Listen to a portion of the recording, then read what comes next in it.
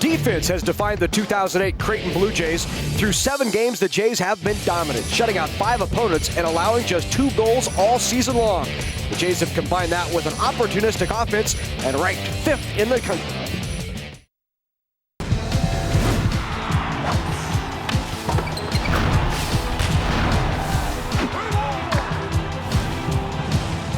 NET Sports, in association with CBS College Sports Television, is live at Morrison Stadium in Omaha, Nebraska for NCAA soccer. And tonight, the 5th-ranked Creighton Bluejays host the Matadors of Cal State Northridge. And hello again, everybody. I'm Larry Putney, along with former Blue Jay Peter Henning. Great to have you with us tonight at Morrison Stadium.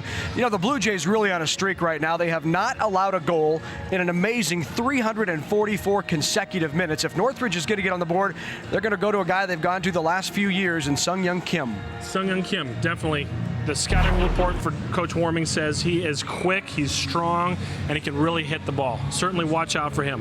Andre Gottsman for the Creighton Blue Jays has led them the last few years. He's back at it again this year, and the senior providing some great leadership. Andre Gottsman silky smooth on the ball. Creighton will definitely be looking to have him mount each attack. He wanders on the field, so the Northridge defense is definitely going to have to keep an eye on him as well. NCAA soccer at Morrison Stadium in Omaha, Nebraska. It's the Matadors and the Blue Jays coming up next on NET and CBS College Sports Television.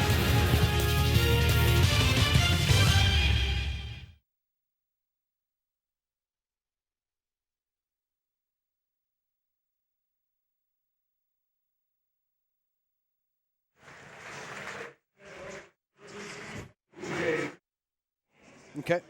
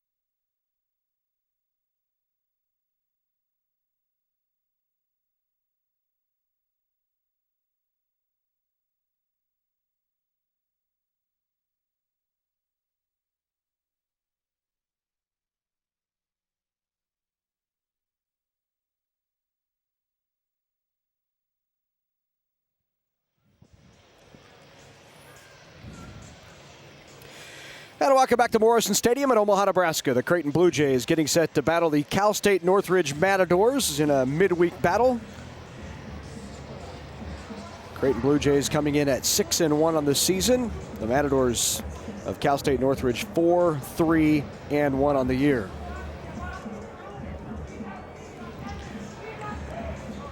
Bob Warming is the head coach of the Creighton Blue Jays in his 13th season, a record of 173, 56, and 27. His second stint with the Jays.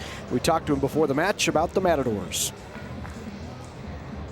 Well, obviously a very good opponent. They just finished tying UCLA at UCLA, beat UCLA last year 3-0, and I thought UCLA was one of the best teams we've ever seen in the stadium. So we'll have our hands full.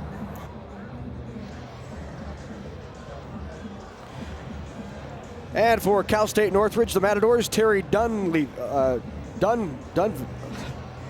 Davila in his 10th season with the Northridge Matadors, 4-3-1 on the year, and he talked about the Creighton Blue Jays and how to slow that attack.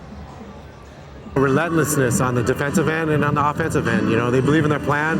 They got a lot of speed and a lot of power. And what we respect most about them is that they stick to it. And they don't care when they score, how they score. They just want to put the ball in the back of the net. They don't care how they defend. They just want to make sure the ball stays on the net. And I have a lot of respect for that team. Davila coming off a couple of disappointing seasons, at least in Matador history. They have a winning percentage above 60% in the history of the program. The last 2 seasons, right around that 500 mark, 7-6 last season. Here's a look at Brian Holt, the freshman goalie for the Creighton Bluejays. A save percentage of over 90%, 905. Goals against average of .89 for the freshman for the Creighton Bluejays. Cal State Northridge in goal is Kevin Guppy. Guppy is a senior. He was all Big West in his freshman season. Honorable mention as a sophomore, second team as a junior. This, his senior year, one of the top goalies in the Big West Conference. He'll try to lead the Matadors of Northridge tonight. This is the first ranked opponent for the Matadors on the season. The Jays come in ranked 5th in the nation. The one loss on the season coming to the University of Missouri, Kansas City, a 1-0 loss in which the Blue Jays outshot UMKC 20-3, but took the loss. That goal coming on the first shot of the game for UMKC. It's the only blemish on the record this year for the Creighton Blue Jays. There's a look at Morrison Stadium on the campus of Creighton University, the soccer-specific field, and we're underway. The ball over the top goes in. Walters tries to handle, but Guppy is there, and he'll bring it back out.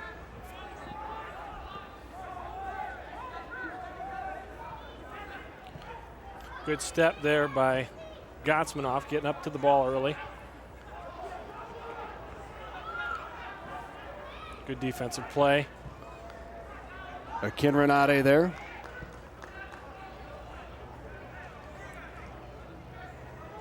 Still controlled by the Jays. Back to Akin Renate. Sindlinger getting his first start for the Jays tonight. Well, and it looks like both of the teams will be playing a 4-4-2 here today, so that'll be interesting. Both teams will be having their outside right and outside left backs right here, number 23, trying to begin the offense for both teams.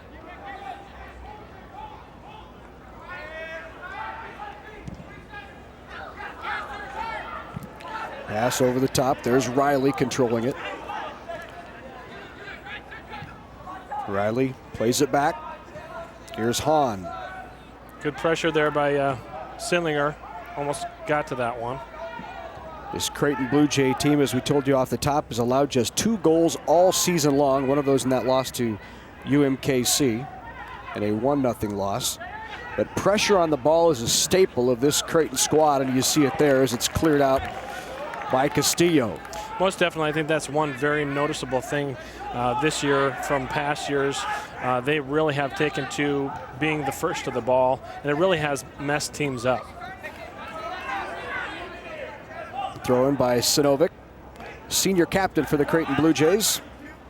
Sinovic in his 4th year here at Creighton. Nice pass there by Sindlinger, but controlled by the Matadors. Akin Renate forward to Finley. Finley will get into that scoring third. Creighton controlling the pace right now, early on here. Well, it looks like both teams are trying to play possession soccer here. Creighton hasn't quite gotten into a rhythm here yet, but looks like Northridge has been trying to string some passes together, get things started. Akin Renate with the throw-in. Akin Renate, the transfer from Central Florida. Played his first year, then transferred to Creighton in the offseason. Started 2 straight years for the Knights. There's Akin Renate with the throw-in. He was a Conference USA first team all-freshman team. Back to Akin Renate. Gets it in. Good touch into the box there. That was a good example of Creighton being able to bring the ball down, play 3 versus 3 in a small area there. Gotsmanoff now controls. And they'll play it back to the senior. Here's Sinovic.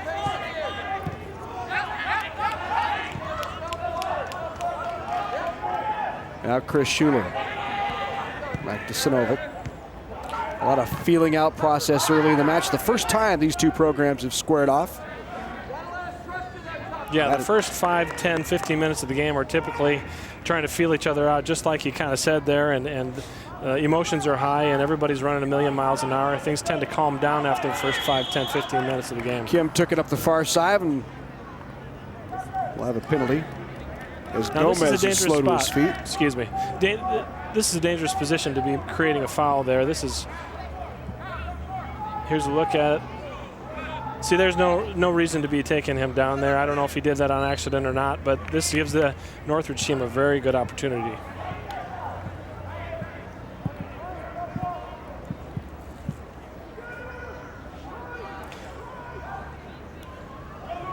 So just outside the 18.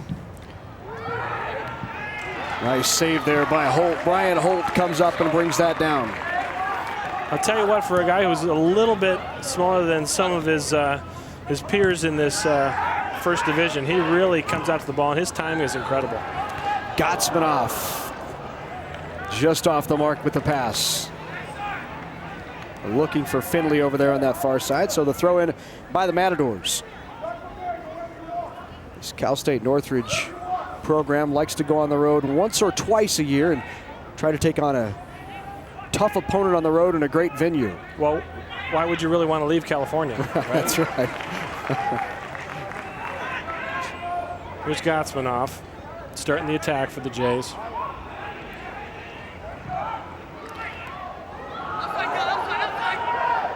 Centering pass, nobody there to answer. Defender had good positioning on him there. It was a good ball through the box, though. Dangerous ball. A couple of Jays getting a first-time start tonight. Sergio Castillo, number 2 in the middle for the Jays. Also Tucker Sindlinger, the sophomore. Yeah, Sergio Castillo last year was a real mainstay in the back, and it's good to see him back out there and starting. Started back to his feet. Dacey battles for it and finally pushed down, and we're going to have a penalty called. That was a good battle, and that's what's interesting about the refs having the say on the field. You know, it's their interpretation of that was a foul or not. They were going at it, and it's early in the game, so I think he's got to kind of make a stand and say, okay, we're not going to let too much of this go. Dangerous opportunity for the Blue Jays. So Gotsmanoff now will send it in.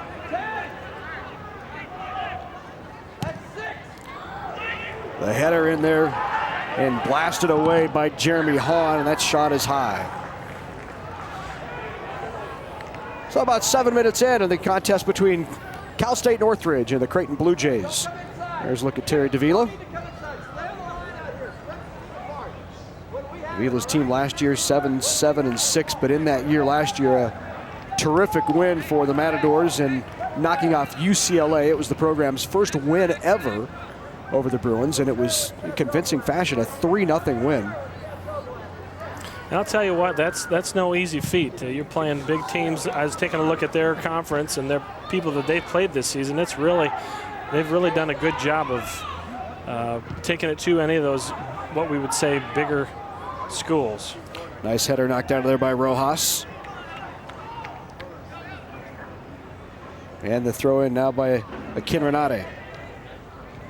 Good step by the defender. Not let Dacey get too much on that.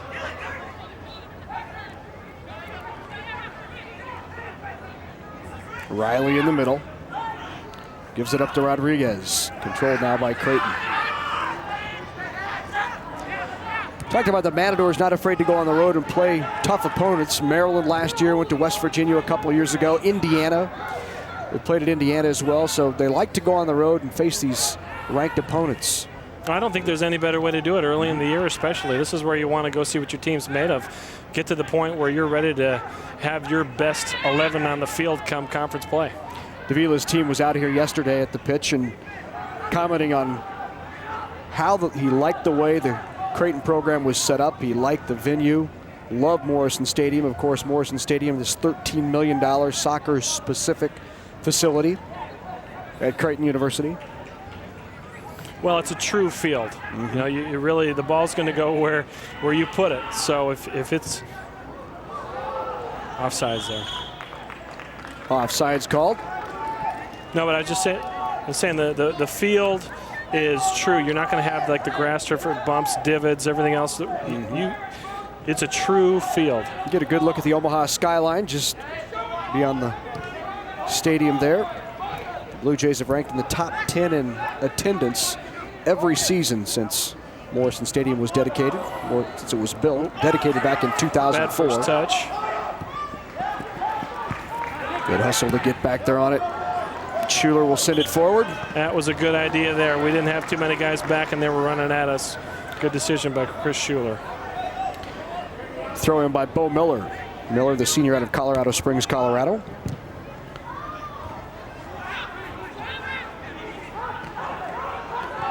Controlled by the Jays. Here's Gotsmanoff. Sends it ahead. Sindlinger got a foot on it to keep it. Matador is taken away. Here's Sinovic right back at him. Sinovic ahead to Walters. Walters can't keep it in.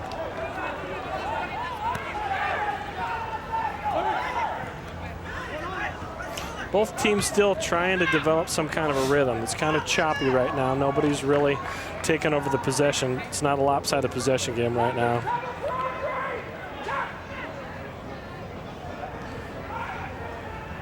Good pressure on the ball by the Jays. Now being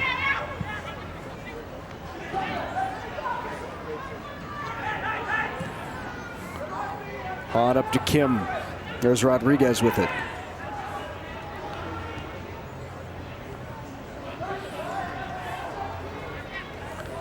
That's where I think that they're going to find the most success for either team. Is you see them playing out wide right now. If they can spread their backs, you see they're going down the middle a lot. Here we go, one coming to the right here. This is a really big pitch. It's a full regulation size pitch. The ball moves quickly. If you can spread your backs out, you really can open up the field and make it more difficult for your competitor. Boy, a nice sliding get by Castillo there. Knocks it off to Walters, but the Matadors get it back. Get it inside. Here's Finley. Finley with it. Tries to find Kim. Just off the mark with the pass. So just over 10 minutes in, no score. Creighton and Cal State Northridge.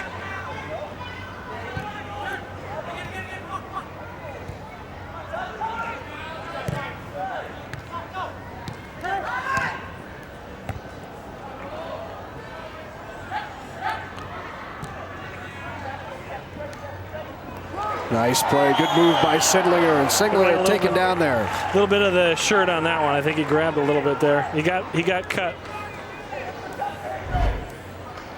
Here, like possessed the ball, made a good move to the right. Defender got caught sleeping a little bit there.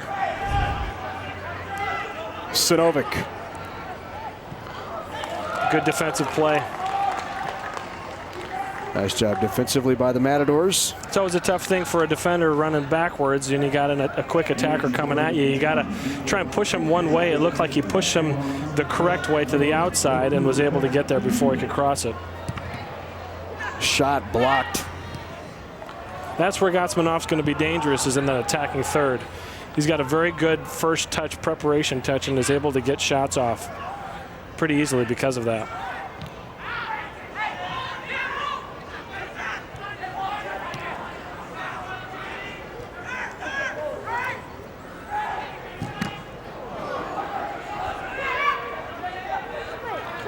Dylan Riley controls, dumps it off to Bo Miller up that right side. Miller looking in. Schuler is there. Yeah, it was just offsides a little bit there. It was a good look. Difficult ball to defend against as you're running. The defenders are running backwards and playing a ball over the top. We got lucky that we're offsides there. Sinovic plays it back to Schuler. Schuler, the outstanding left center back for the Blue Jays. Good pass. Plays it back to Schuler again. Over to Sinovic. Sinovic to Schuler.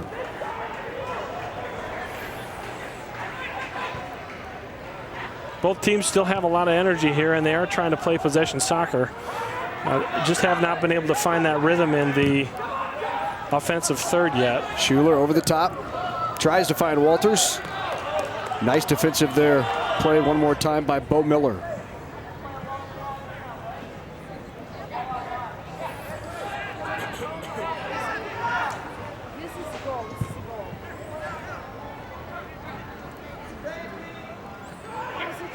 as we were talking about earlier, some of the key players, Creighton's going to look to Gotsmanoff to get it to his feet. He really tends to be the beginning of the offense here for this Creighton team. Well, Gotsmanoff certainly has some soccer blood in his body. His father played for the Soviet Union national football team. Brother Sasha played at Rhode Island. And of course, he started out his career away from Creighton at St. John's. Took a couple of years off, said kind of reevaluate what he was doing. Well, he definitely has been a good addition to this Creighton Bluejays team. 6 games, 3 goals, 1 assist. Gotsmanoff, born in Belarus.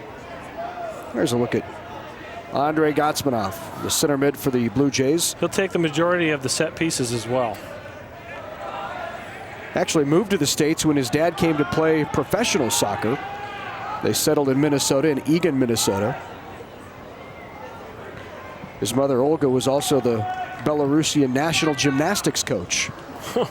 Wow. A little soccer in the blood, a little gymnastics. That's definitely some athletes in that family. A little bit of athletic ability there. Nice shot and centered and fired away. Second chance here. And just over the goal, the shot by Sinovic.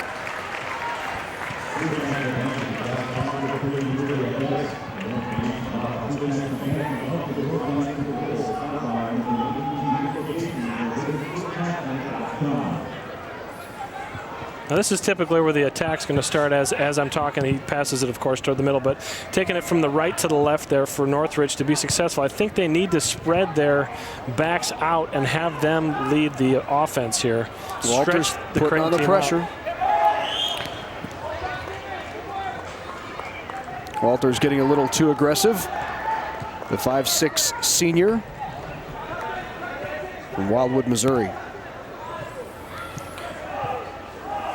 Inside 30 now here in this first half. No score between the Jays and the Matadors.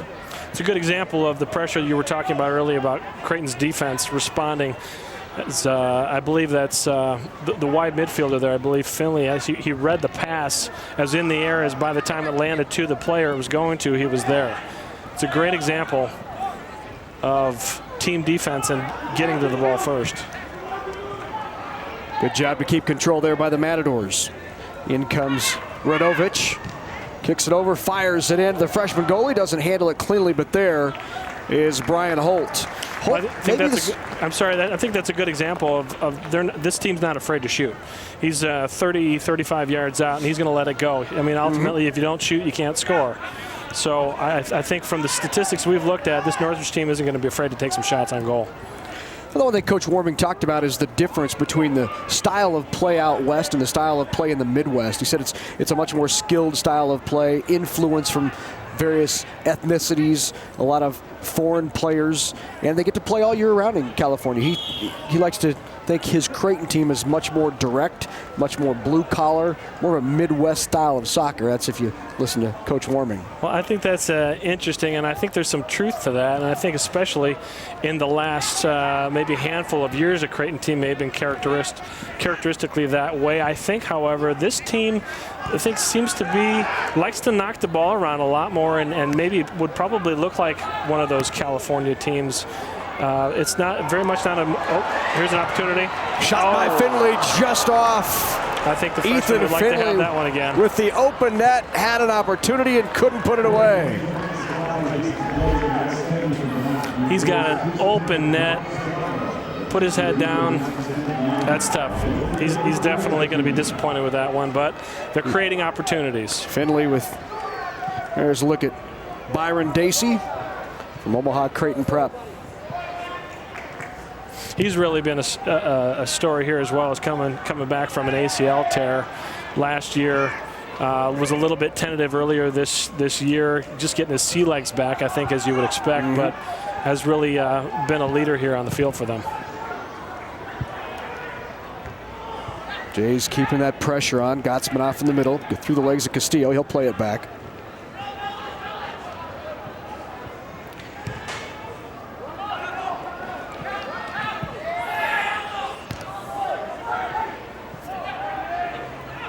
going back to the styles, those the West Coast versus the Midwest. Having somebody who grew up playing in the Midwest, I would probably agree with that. I think college in general is a little bit more direct.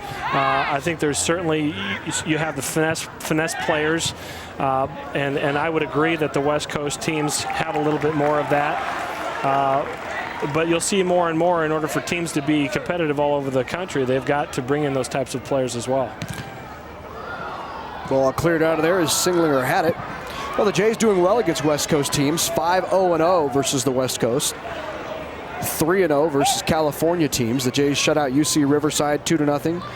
Knocked off Stanford earlier this year 1-0, and then beat 6th-ranked Cal 1-0. Centering pass in the middle. Good grab there by Guppy. Down that far side, the left side, here comes Kim. Kim, the leading scorer on this Matador squad. Yeah, I haven't seen him with the ball too much. I think they're going to be wanting to take a look for him a little bit more often. That could be just good defense so far. Here's Riley with it. He'll drop it back. Now over to Kim. Guarded closely. You can see there's Kid Renate is not going to let him go. I think he's been told about the quickness as well. You let him pass and he was gone. It was a good tackle.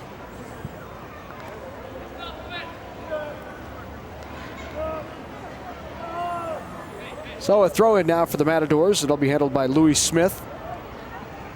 Louis Smith, who celebrated his 21st birthday just 10 days ago. Now coming into the game is Rojas, Camilo Rojas, the 5'9" sophomore. All Big West honorable mention last year. He has 4 goals on the year, 3 assists, Colombian born. So Rojas into the game for Northridge.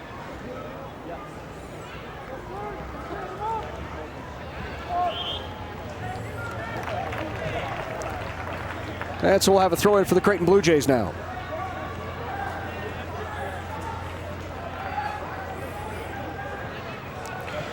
Should make note, bad news this week for the Creighton Blue Jays is Andrew Duran, the sophomore, found out that he tore his ACL. Found out on Monday, got the final results back, and he is out for the season. Yeah, that's a tough loss for Creighton. He was somebody who was, the coach brings in a team, a defensive team especially. It's hard to change those guys out. You really don't like to do that too much. But Dermer seems to be doing pretty well picking up the slack.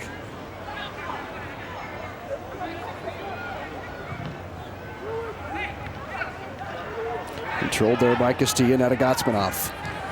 Outside to Sinovic.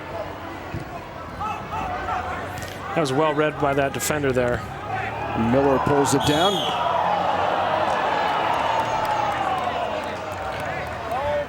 Looked like that was called on Walters. Tim Walters draws the infraction.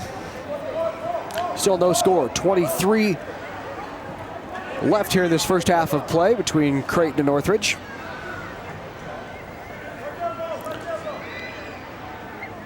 That Creighton defense, we talked about it off the top, but they have been tough all year long, allowing just 2 goals. Asked Bob Warming if he thought, as that kick centered in there. Nice header on it. Holt there to pull it in.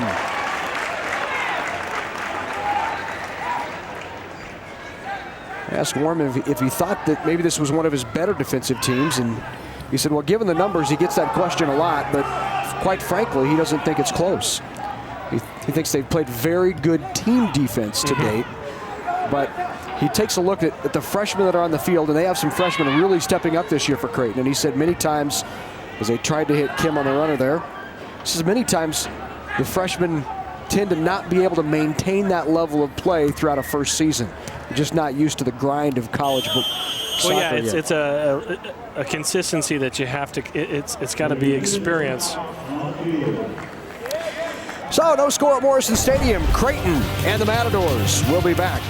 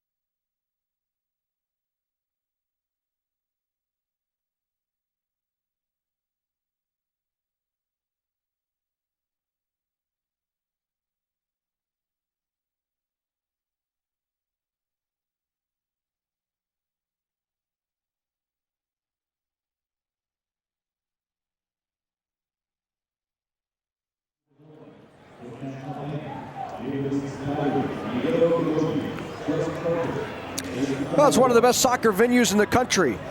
And right now, no score at Morrison Stadium between the Blue Jays and the Matadors. Creighton very successful here at home, 41-9-10, 76% winning percentage all time. They're 4-1 this year at home. One loss coming to Missouri, Kansas City.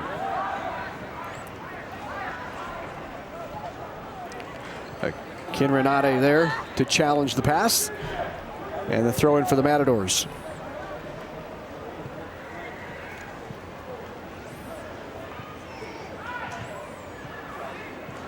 And Walters heads that away. Over the top. Being pursued.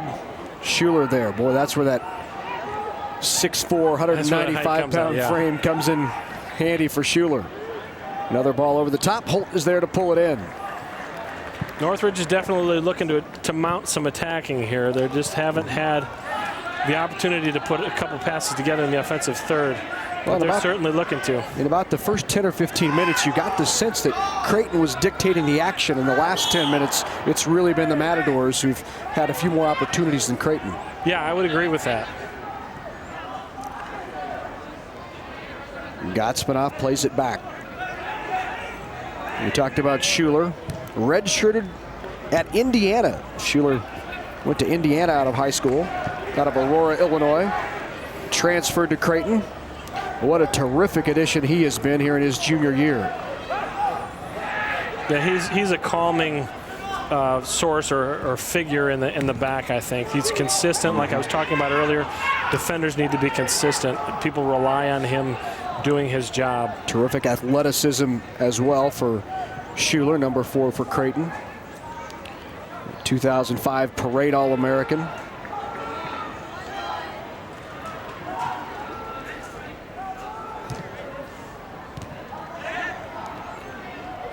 It's a good little play. Nice control there by Riley. Riley dumps it off. Radovich. Again, a good example of team defense there. Several Creighton Blue Jays coming back to defend. And on the other side here as well, 2 defenders on Northridge. Dylan Riley and Bo Miller both there to knock it out. There's Riley. Gotsmanoff plays it over to Akin Renate. Tries to find Darce Dacey in there.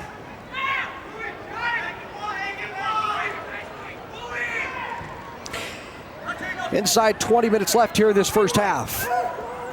Still no score. There's Gomez with it, taken away by Schuler. Schuler still battling with.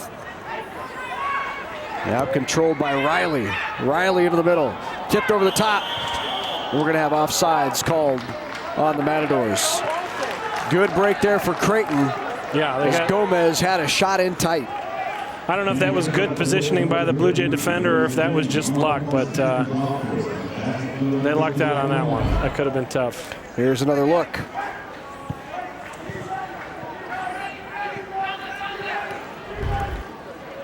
Yeah, that guy was right wide open right on the top of the 18. Somebody's got to be looking for him.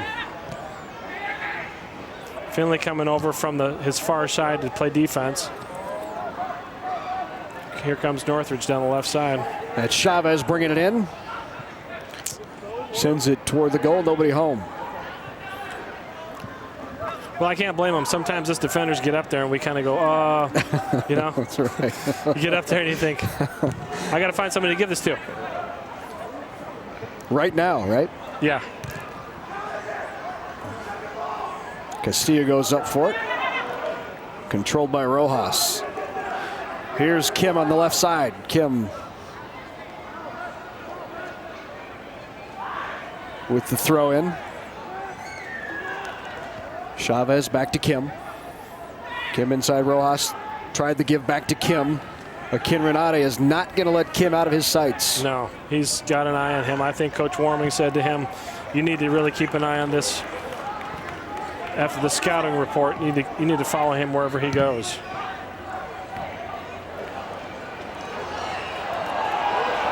Dacey with it was grabbed just outside Another player not afraid of taking a shot.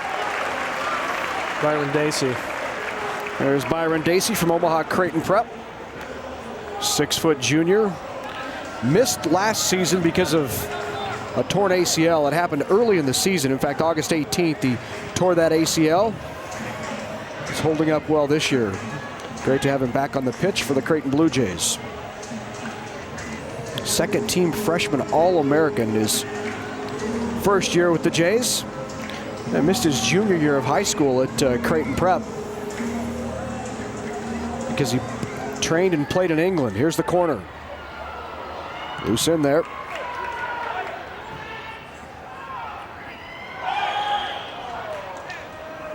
Yeah, those corner kicks from that side, Gotsmanoff taking a left-footed corner kick, calling an out-swinging ball, are much more difficult for defenses and goalkeepers because the swinging outside away from the goalkeeper, he really can't come out.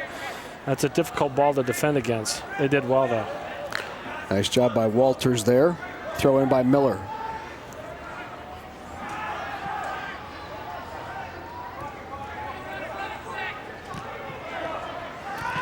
Look at the pressure. Look at this. Good pressure. Good defense. Followed it all the way through. Hahn right there with it as he hustles back. And now the throw in by Sinovic.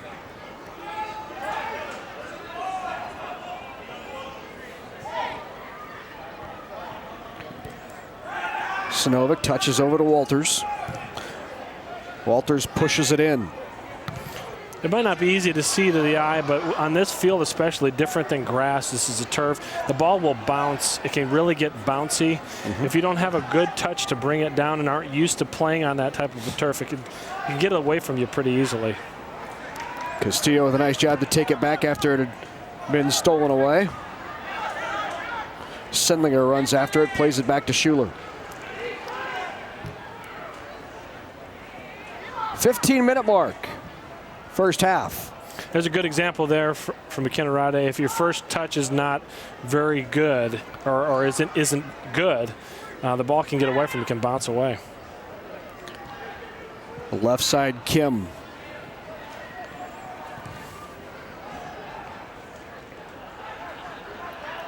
Matadors still control.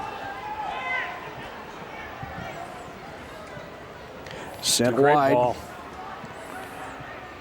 Ken Renate standing right with him. Kim gives it up. Here's Rojas. Rojas with a shot. Nice easy one for Holt to handle. If there's such a thing as easy ones to handle. Yes.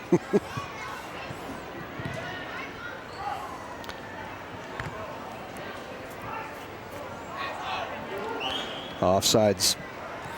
Again, lucked out a little bit there. I think he misread the head ball and the forward just ended up being offsides, but well out of position. Schuler had to be tracking back quickly there.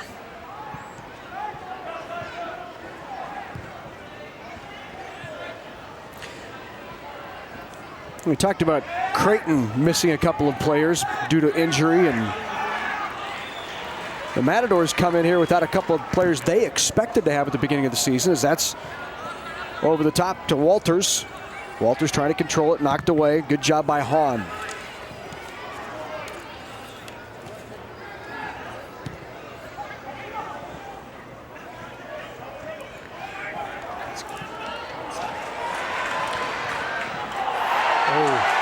Handball. They're not going to call the handball. Well, what in people the penalty box. You know, referee discretion. He didn't. Yep. It did hit his. It hit his hand there. It seemed. Yeah, there you go. But he wasn't looking to play the ball with that hand. And that again is the referee's discretion whether or not he was using that hand to stop the ball. Right idea by Sindlinger. We try to center that. Here's Gotsmanoff. Gotsmanoff with the corner kick.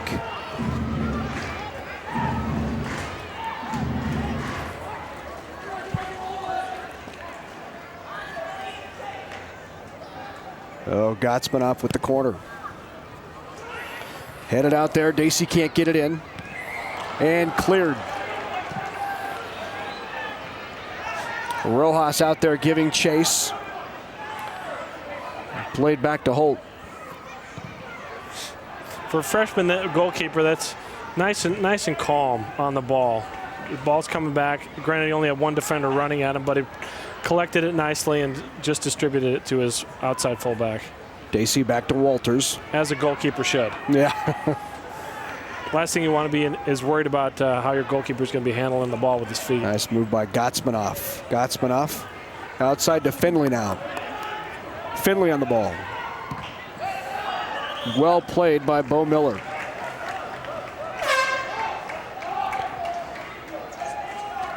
And now into the game for Cal State Northridge. Number 15, Nicholas Hamilton. Hamilton, a 6'3", 180-pound sophomore from Coronado, California. Played his high school ball at Coronado High School.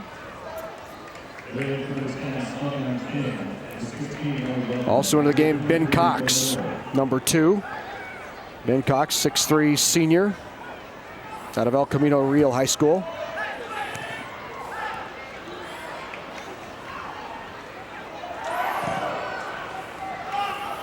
Cleared out of there over the top. Sinovic there to control it. Walters looking for it down the left side. Can't get it to him. We'll have a push in the back. Just a little bit too much there from the defender. He was up there. He had great position on him. Not necessarily any need to. There's Sindlinger with it. Dancing in there and down again by Sindlinger. Castillo. Castillo. A little excited. Tried to get away with the pull. Yanked him right to the ground. Front of him got a little excited, want to get to that ball. Oh, now Hooked grabbing him. the arm a Yep, little that's bit, it. but that was maybe a little too much. Pulled the guy down.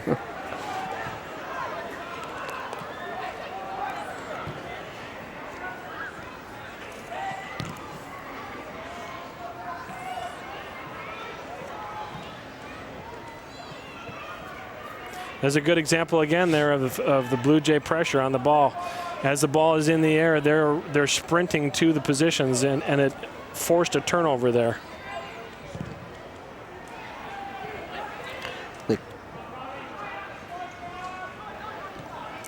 Inside 10 minutes now, still no score. Morrison Stadium in Omaha, Nebraska. Along with Peter Henning, I'm Larry Putney. Great to have you with us on NET across the state of Nebraska and on CBS College Sports Television across the country. NCAA men's soccer, Creighton comes in ranked number 5, 6-1 on the season. Cal State Northridge making the trip to Omaha. Started to mention earlier that Northridge is missing a couple of players. Cameron Sims, the day before the team left to come to Omaha, had his appendix removed the day before they left, so he is obviously out. Coach wanted us to make sure we mentioned to Cameron that all the players are thinking about you, wish you the best of luck. Coach Davila asked us to pass those words along to Cameron Sims. But he's hating missing this, and that's something you're not counting on, obviously, as a coach, having one of your leading players out for a big game like this. 3 Jays now on the pitch. Thomas Giosin, number 23, is on for the Blue Jays, along with the freshman Chris Clark. Quick throw in. Jeff Thayer also there. The shot through the middle. On target. Right to Guppy. Kevin Guppy controls it. I think the Northridge defense were still kind of, I don't know if they were arguing the call or what, but quick throw in by Creighton and the shot off. Gotsman off the header. Over to Thayer. Back to Sinovic. Sinovic still on it. Looking on that left side, gets it over to him. Here's Finley. Finley to cross it. Nice job getting there by Jeremy Hahn, the center back. A lot of times the middle of the field gets so congested, and that's why I keep harping on the spreading the field wide, especially on a big field like this where the ball travels easily, and getting crosses in. That's what's going to create these dangerous opportunities. Sinovic with the throw in. Headed out of there and cleared by Hahn again. Sinovic in the middle.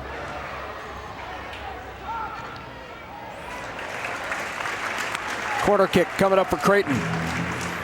Well, as far as Walters. corner kicks and set plays, both teams have had at least a couple of opportunities each. Here's a look at the freshman, Chris Clark. He's out of California, Saratoga High School. Now this one, if Gotsmanoff's taking this one should be an in-swinger. We'll see how he plays this. Is he going to play it short, long? You see all the Creighton attackers are all right in the box there. Right in the 6-yard going box. on in front of the net, right in front. Wonder if the keeper got pushed or what.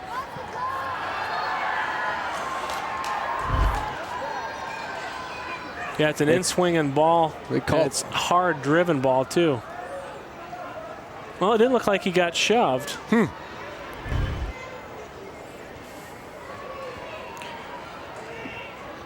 So Kevin Guppy will play it for the Matadors.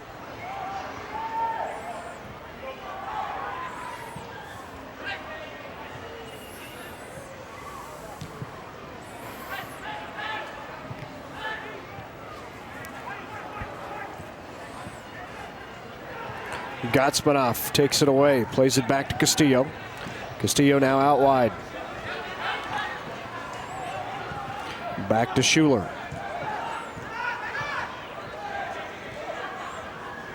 Schuler again. Goes up that outside. There's Sinovic. Finley back to Schuler.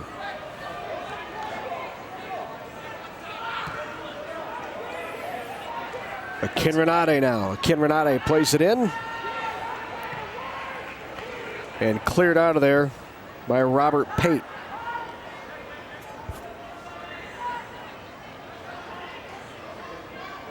Be a throw in for the Matadors.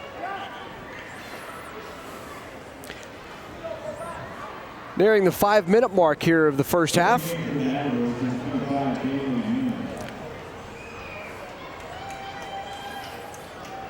Well, let's see if either team can mount an attack or two here before the half's over.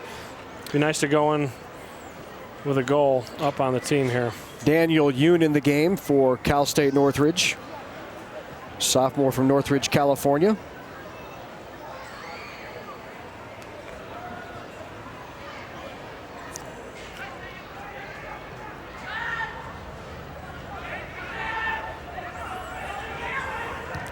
Hamilton sends it wide up the right side. And giving chase, can't run it down.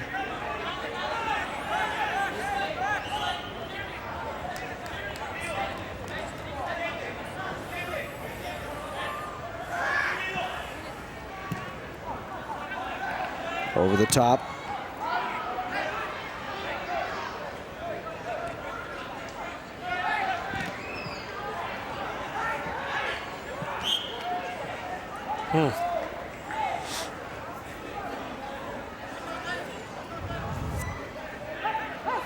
Creighton looking to play here quick.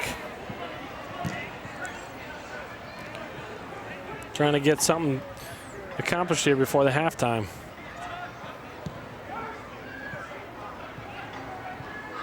Couple of tough touches there. Ooh, that's a play that has to be made there. He was off to the races. Akinrenade there to knock it out. There's Akina Akinrenade, the right back for the Creighton Bluejays.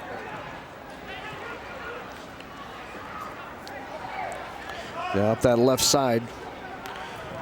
Leyva cleared out of there by Shula.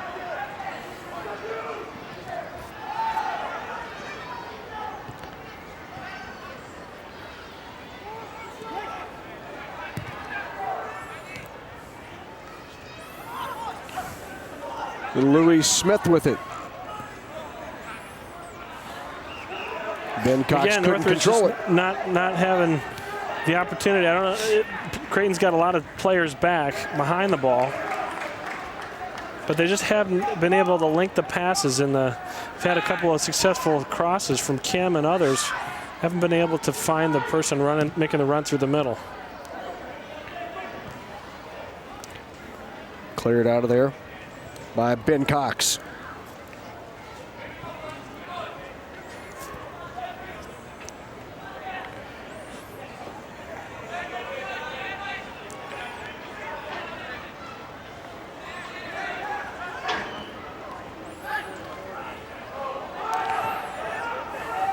Giosin can't keep it.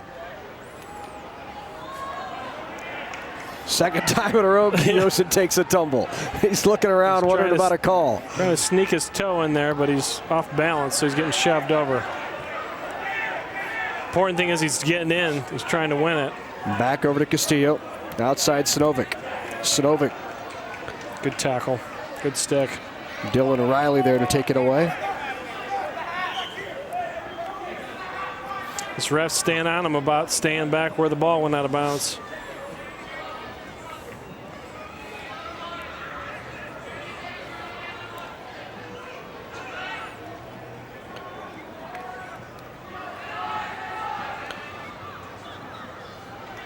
Finley gave chase, but couldn't keep it in.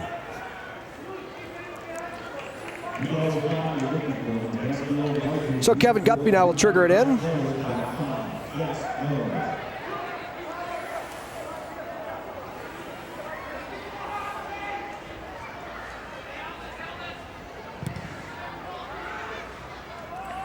One minute mark now. This is where, if you're either team, you want to be extremely careful not to give up the easy goal. Yes. Those goals inside. Inside a minute or two will drive you crazy. Nice clear there by Dermer.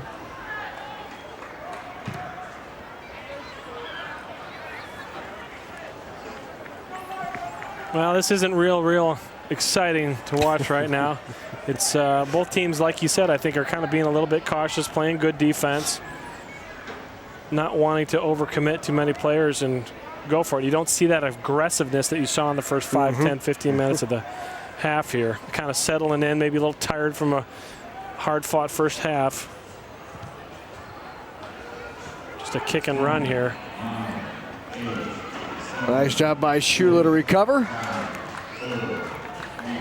and kick it out. So that'll do it in half number 1 from Morrison Stadium in Omaha, Nebraska. Cal State Northridge, the Matadors, and the Creighton Bluejays, no score, and both teams late there, Peter, really kind of feeling it out. Not as aggressive as we saw early on. Well, yeah, I think you could definitely feel that they were a little bit tired. They sensed that the half was coming, that neither team was really mounting any type of an attack. And it was a little bit more of, okay, let's just get into the half there. But both teams, I think, had some opportunities in the first half. Nothing real dangerous. Both teams set up a couple of opportunities. Creighton probably had a few more. But well-fought first half. Cal State with 3 shots on goal in that first half. Creighton with 1 shot on. So at the half, no score. The 5th-ranked Jays and Cal State Northridge will be back.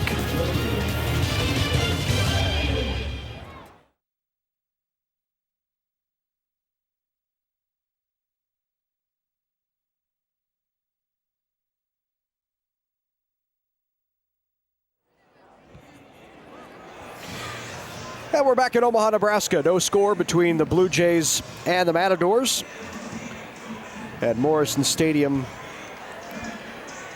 in Omaha.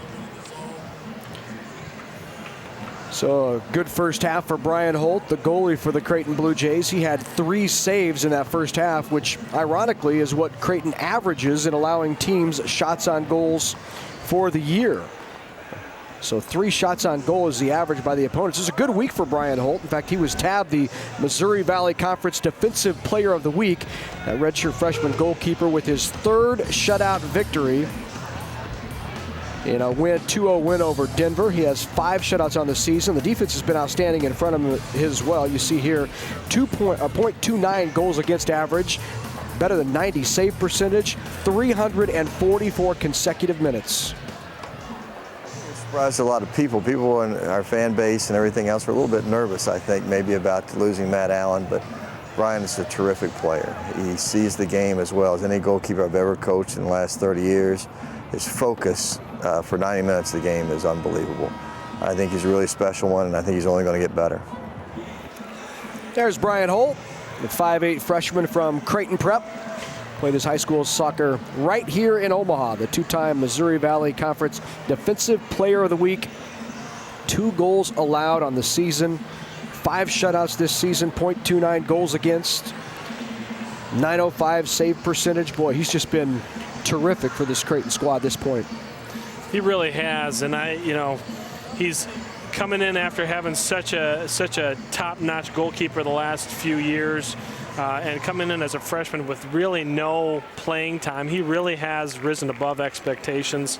I was hearing from Coach Warming that one of his training things that he does in training with him is stand 6 yards away and hit racquetballs at him and just see how many he can deflect. So he said he's incredible as far as he has such quickness in his reaction time. So he really has stepped up, though. Interesting that all three of Creighton's goalies, including the starter, which is Holt, are all redshirt freshmen. And it was apparently pretty obvious early on that Holt was going to be the guy, so he had separated himself. Well, and it is. Somebody had to step up, and I'm glad somebody did. I'm sure the players are glad somebody did. That's what that springtime is all about. That spring ball, those early games, and he obviously showed the mental strength to say, you know what, somebody's got to do this. I got just as good as any to do it, and I'm gonna get this spot. Well, we told you Creighton with coming into the game tonight, 344 consecutive minutes without allowing a goal. That's up to 389 after that first half of play. Here's Kim on that left side. Kim looking to center it. Nice move by Kim. With some nice work, he gets it in there, but right there to handle is Gatsmanoff. We're going to have to watch Kim on the left side, spraying some balls in from the side. Looks like he could bring in a few dangerous passes from that side.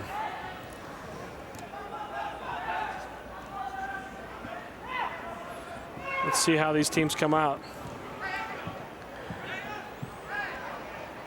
Castillo pushes that one out of there.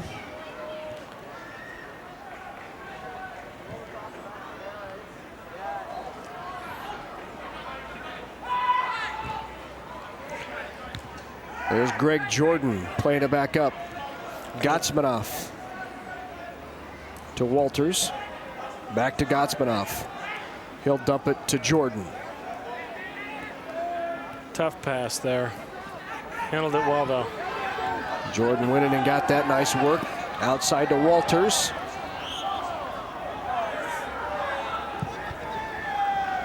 Now, we didn't expect to see Greg Jordan tonight, number 11 for the Creighton Blue Jays. He's a center mid.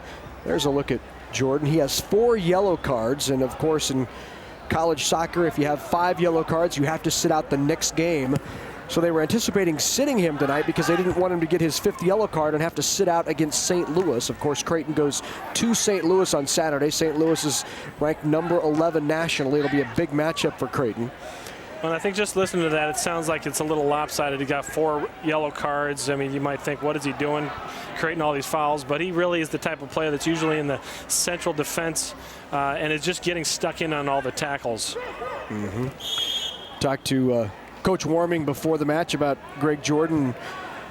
I said, you just don't want him to get his 5th yellow card? Is that the deal? And Miss St. Louis, he said, oh, he's going to get his 5th yellow card. He's just not going to get it tonight. Well, I guess it's just that, again, that position. It's one of the things that comes with that position. I think he's just got to be smart. And you can see he's got him at a different position. He's got him actually guarding Kim, one of their weapons, attacking weapons. So maybe that was a strategic move there on Coach Warming's part. The shot a little off goal. So Holt will play it in.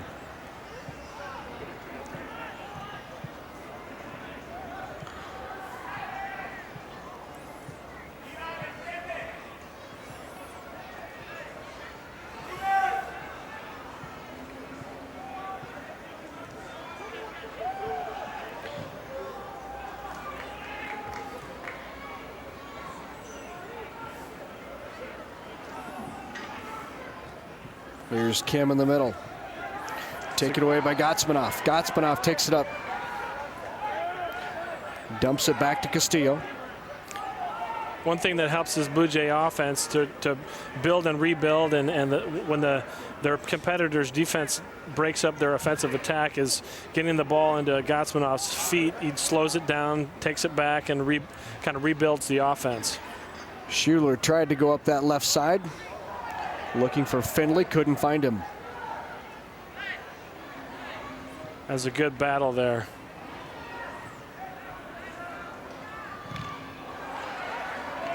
Good touch there by Sindlinger. Now we get the whistle. Sindlinger won it a while ago, and Gotsmanoff's going to chat about it.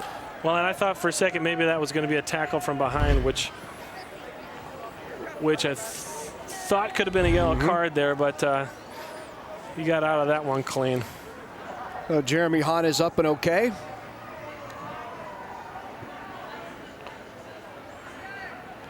Hahn, the sophomore for Northridge. Northridge, they're looking to find the feet of their forwards there. Played back into Holt. Holt.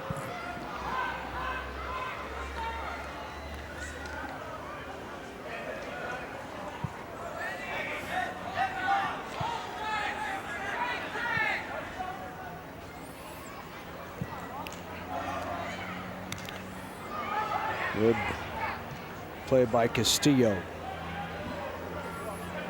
Sinovic will track that one down. Over to Schuler.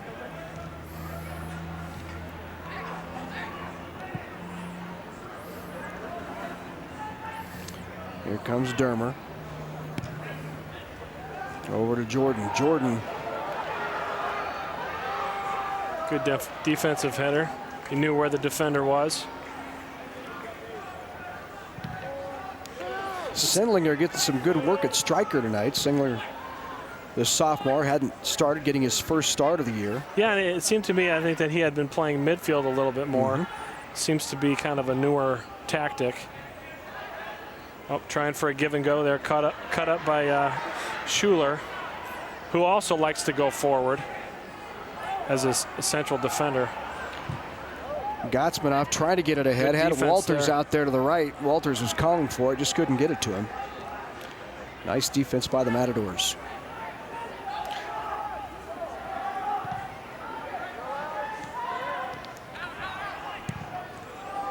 Seems to me there's been a little bit of a disconnect between Northridge's defense line and their forwards. You can tell that they're trying to get it to them, but it happens over a period of time where if you're not connecting with your midfielders and your forwards, your defense continues to get pressured and pressured and pressured. They've got to find that release through the midfield and getting it up to the feet of the forwards.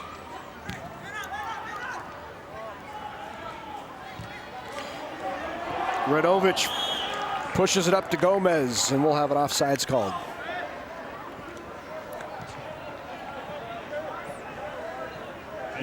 And I think a good example of what I was just talking about is Gomez, one of their leading scorers in points, hasn't really seen the ball too much, and I think it's been that they're struggling to find his feet or to make some connections in the final third. Ooh, good read.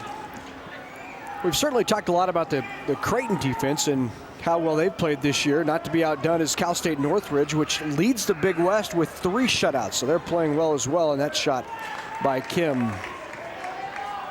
Well, you can tell that Northridge's defense has played together for a while, and I think that's probably the biggest key success factor for a good defensive line is if they have played together for a while, because they get to learn each other's where they're going to move, what they're going to do in certain situations.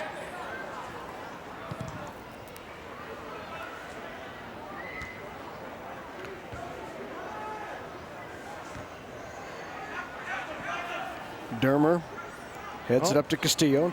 Nice job of moving forward. Gotsmanoff tries to get a foot on it. Trying to bring it down. Gomez right there. They get it in. Hustling out there, and a nice save by Brian Holt to attack that ball. Sinovic up slowly and gingerly, but he's okay.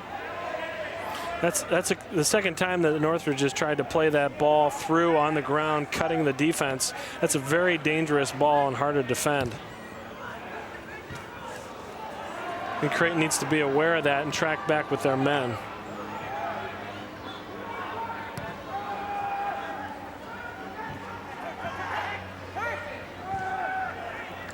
Nice footwork there by Jordan.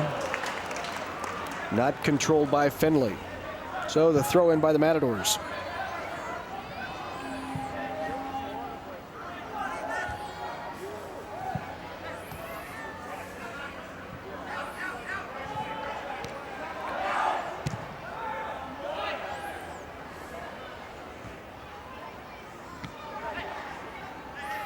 Boy, nice run down by Sinovic. Over to Finley, look for the switch. Now back to Sinovic. Center pass. Got a shot. Couldn't quite get the header on it. Very good positioning by the defender, tracking back with the Creighton offensive player there. Nice work by Sinovic from that left back spot to bring it all the way across the pitch and center it. Gotsmanoff. Well, talking about that cross from Sinovic, you saw him come across the field, and then he continued his run around the outside and overlapped, and Finley saw him making that run. Probably better than the Northridge defender did. Gotsmanoff a little ginger there. Appears to be okay.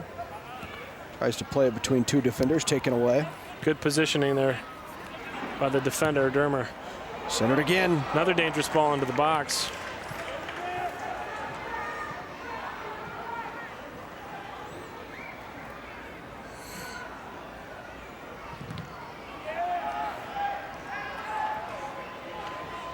Sindlinger with it.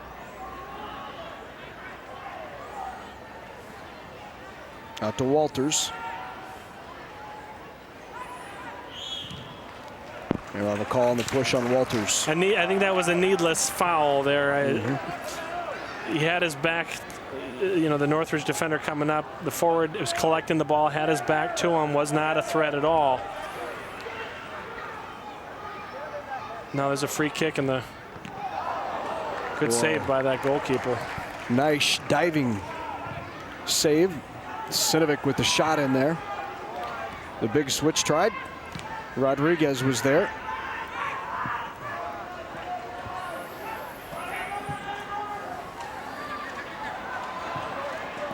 Finley giving chase.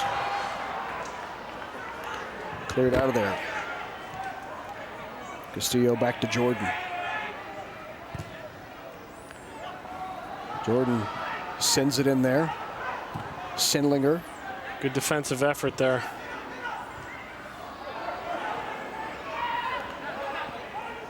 Rodriguez with it. Gets it over to Gomez.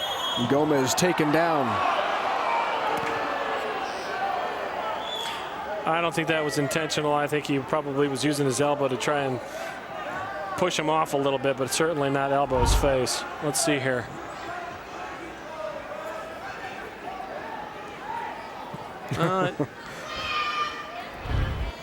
Didn't look like he got hit too hard there. Might have even been a little bit of a flop, huh? So here's Rojas to play it in.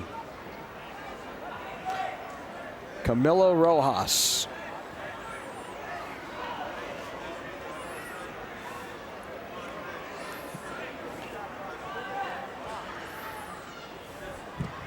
Rojas gets it into the box, cleared out of there by Schuler. 6'4" frame, no problem getting up and after that one. There's Jordan on Kim. Now he gets help. Not exactly the clearing pass you want.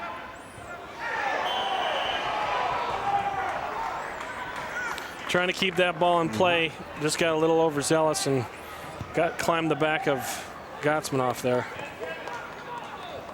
Chris Leyva called.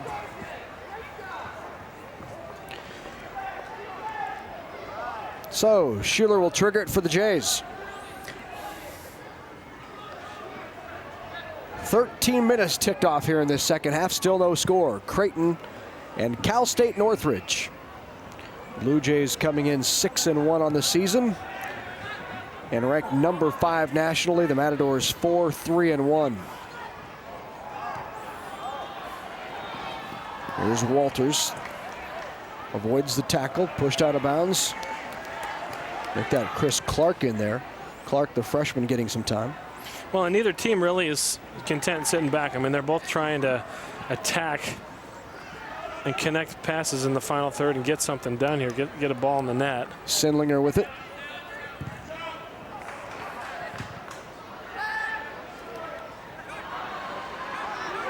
Dermer sends it in. Boy, good defensive hard defensive play. Robert Pate knocked it out of there. Nice job to clear it by Pate. Big switch try. Creighton controls. You can kind of sense that the game's going back and forth a little bit more quickly here. The long diagonal balls and over the top, and you can just sense that either team is needing to find the back of the net here. So the throw in by Sinovic, the senior captain. Gotsmanoff with it. Now Jordan. Jordan inside to the freshman. Gotsmanoff leaves it for the freshman. Flipped over the top. Off the post. Second try chance cleared out of there. Off the post. Wow, that was a nice little give and go there. Chris Clark just lifted it over. Looked like the goalie had it covered pretty well too, but boy, he played that ball nicely over him.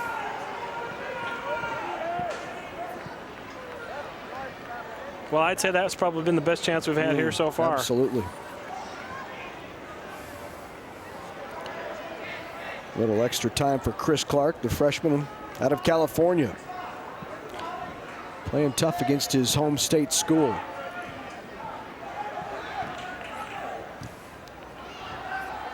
Creighton pressuring the ball. Rojas with it.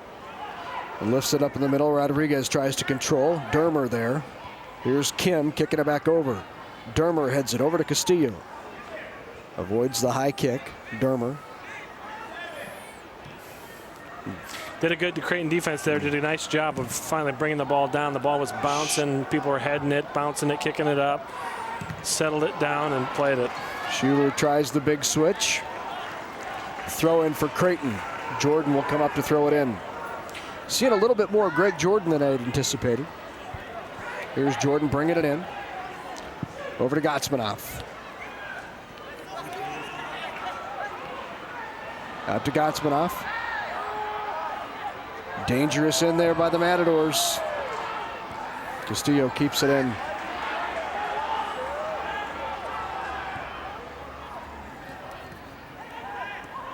Sindlinger.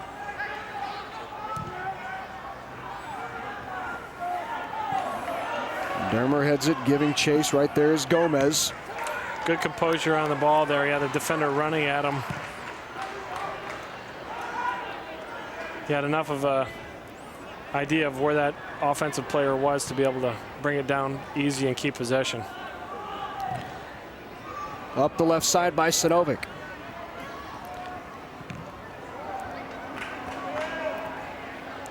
Impressed by the play of Chris Clark.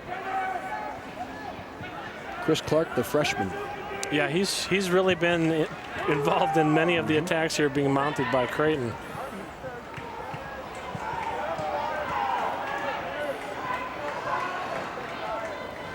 Dermer got a foot on it. Good thing he did too, because it was going right through to Gomez. Good thing for Creighton. And here comes Creighton. Here comes Seth. Sinovic. Sinovic with a shot on goal. Pulled down. Nice save by Guppy. Keeper was all over it.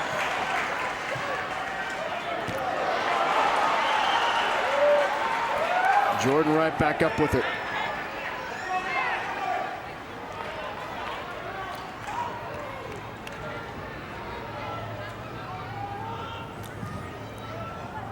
Out there to Walters. Good defensive play and knocked away. Nice defensive game by Bo Miller tonight for the Matadors.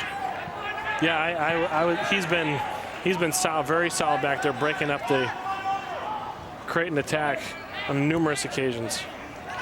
Miller started his career at Loyola Marymount, played there in 2006 before transferring to Northridge. Still no score here in Omaha, Nebraska. The Creighton Bluejays and the Cal State Northridge Matadors. Creighton 6-1 on the season. Good feet by Finley, trying to get it by. Nice defense by Chavez. Very good defense not to overcommit himself as as the attacker was doing his step overs and things. It's tough not to jump in and try and go after the ball, but he did a nice job just keeping him at a distance and waiting for him to make the first commitment. And Chavez, just a freshman playing in this game because of the injury to Cameron Sims we told you about earlier. Sims a regular for the Matadors. He's back home recovering from an appendectomy, couldn't make the trip with his teammates. Coaches and teammates, Terry Davila wanted us to let Cameron Sims know they're thinking about him and hope he's doing well. Good clearance by the goalkeeper, coming out with a fist and punching it there. There's nothing else he can do there.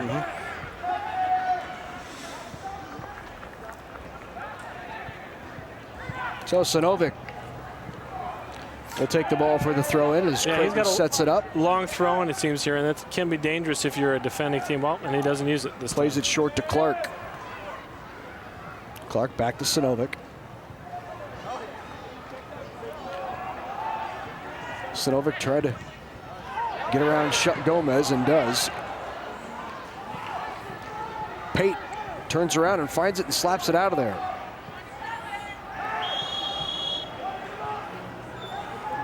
And I think the Northridge defenders are really getting pressed here by the Creighton team. They're coming at them full force, and I think that's, unless they can begin to start moving the ball through the midfield and getting it to their forwards, the Northridge team, so that they can maybe put a little pressure on the Creighton defense for a little while, they're going to continue to have a tough workload here. Nice quick foot reaction by Radovich.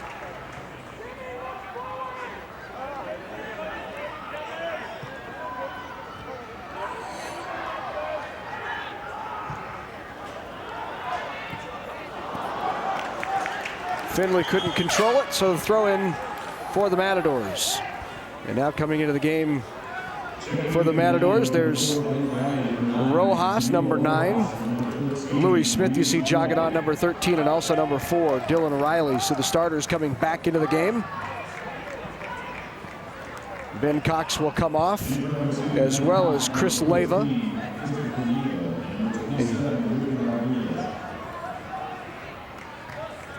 So Cox, Leyva, and Rodriguez all coming off for the Matadors.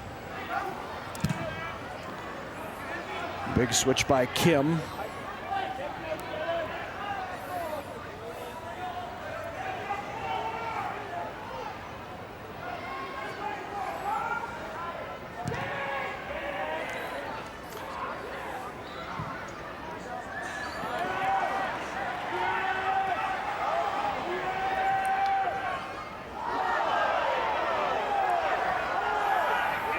It's a good read by that defender. He wanted to get around him there with his speed, but the defender read that very well. You know, I think the Creighton team has done a good job of disrupting Northridge's play and not allowing them to really get too much rhythm. So we're at the 23-minute mark of the second half in Omaha. Still no score. Creighton and Northridge. We'll be back on NET and CBS College Sports Television.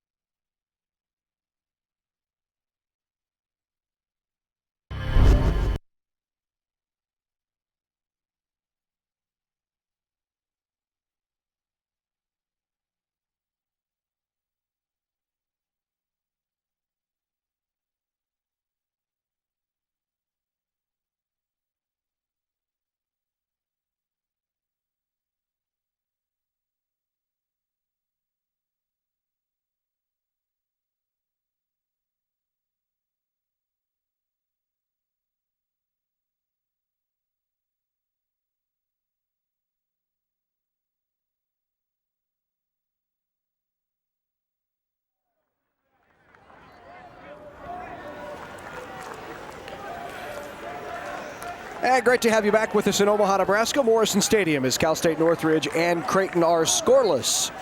Here at Morrison Stadium, we are in the second half, about nearing that 22-minute mark, and Creighton really dominating the corner kicks. Well, yeah, if you just take a look at the statistics, Creighton with 4 corner kicks, Cal State Northridge doesn't have any. 4 good opportunities that those can create, of course. And then also, if you look at the shots, 10-4, Creighton has the lead in shots as well. So if you're just taking a look at the stats, and I think it's pretty true to what we've been watching, is that Creighton has had the lion's share of the attack here. Well, really dictating the pace of play right now are the Bluejays, and we saw that early in this game contest, but late in that first half, it looked like Northridge really was controlling the pace and the tempo of the game, and most of the play was in their end of the pitch, but in the second half, it's really flipped. Yeah, I agree with you there that Creighton definitely has had the majority of the possession overall, and I think it goes back to really there being a disconnect there. The midfield, Creighton has been winning the midfield battle, and it's one that you will continually have to defend if you're not getting the ball put through the midfield and into your forwards, or even to the forwards. They haven't been able to come back at Creighton, and therefore it's been a little bit more lopsided. So this will be Creighton's 5th corner kick. Gotsmanoff sends it in. Schuler in there, he tried to get ahead on it, so did Jordan. Second chance, wide as well. There's Tim Walters. And corner kicks really are a reflection of how well your team is getting down the field, how many times you are mounting attacks and in their defensive third. So a margin of, I think this is their 5th or 6th corner kick here to none for Cal State Northridge so far.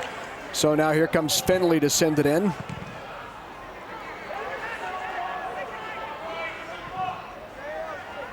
Ball loose in the box and cleared out of there by Gomez.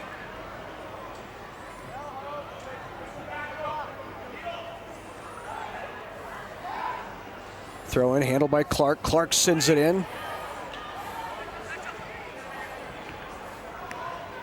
Finley gets to it. Kim tries to clear it out of there. Jordan knocked away by Pate.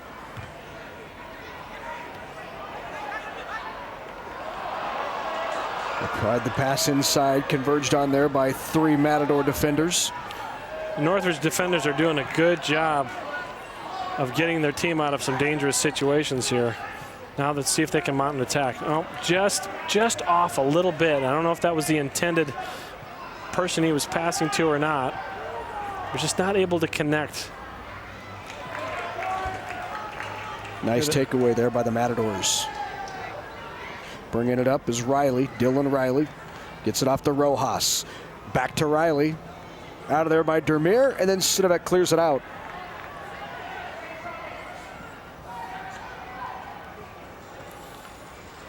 Good save out there.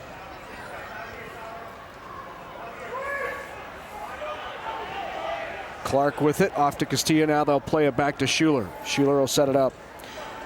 Schuler with the big switch ahead to Clark. When talking about the difficulties that Northridge is having mounting attacks, I think some credit has to go to Creighton's defense and their positioning as a whole. I don't think they've allowed them too much possession up there at all. And if that continues to happen and happen and happen, then obviously the confidence is building on one side rather than the other. Now here they're looking to play here a little bit. Again.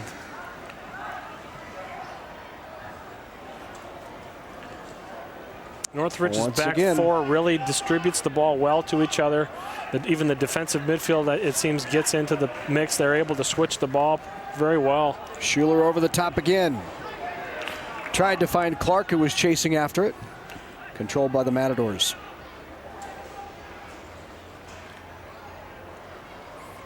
Sinovic back to Schuler.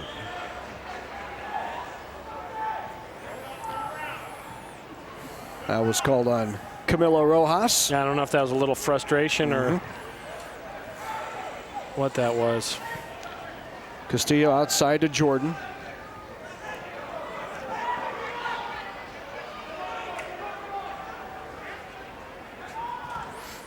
Jordan plays it back to Schuler. Sinovic on the left side. He'll send it in.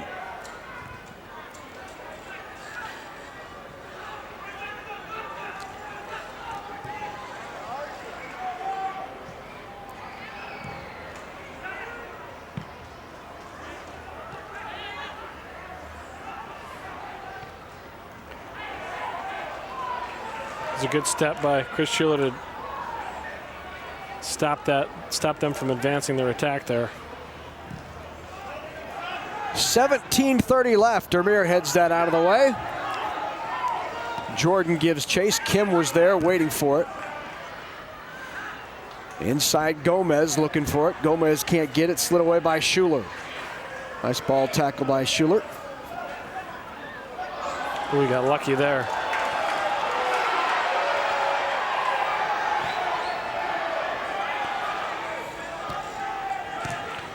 Every time Kim touches that ball, he has two defenders on him in a hurry. Yep, they certainly don't want him to get anything going. But I'll tell you what, though, I think that's a testament to Creighton's overall team defense, too. I think you're going to see that with the majority of the situations here. Finley with it. Plays it back, Kotsmanov. Shot deflected. Favors that left foot. Radovich couldn't get it there. Clark sends it in. The header just wide. Good cross, good head ball. Sendlinger gave it a shot. It was a good distance out, too. Good distance out from the goal as well with this head ball. Got a good solid hit on it. Goalie had it covered pretty well, though. A couple of talented goalies we're seeing tonight. Kevin Guppy, the senior for Cal State Northridge, was all conference his freshman year. Big West goalie of the year his freshman year as well. First team all conference in 05, honorable mention in 06. Second team all conference last year in 07. It's not going to be easy to sneak one past him. He's the all-time saves leader and wins leader in Cal State Northridge history. A couple of nice moves there by, and almost a loss there. A couple of nice moves by Jordan. Schuler got a head on it. And got a good body from Gomez, who knocked him off the ball.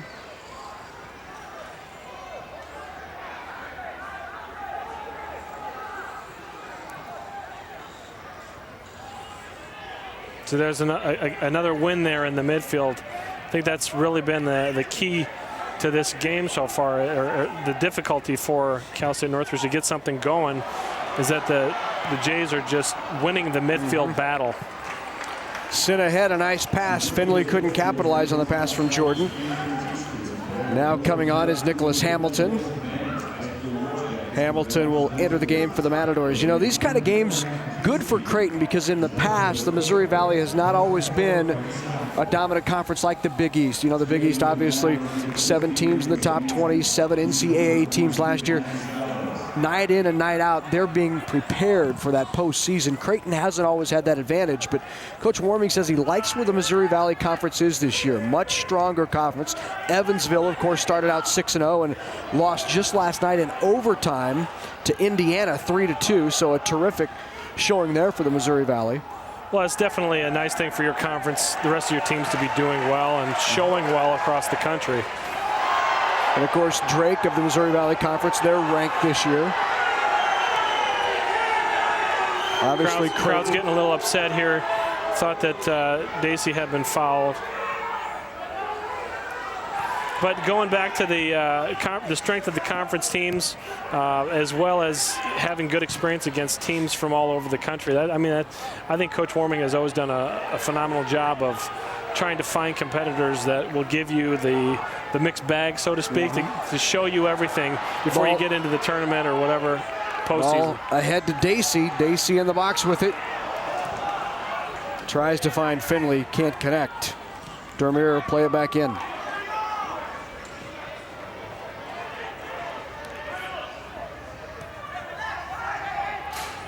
Jordan back to Clark.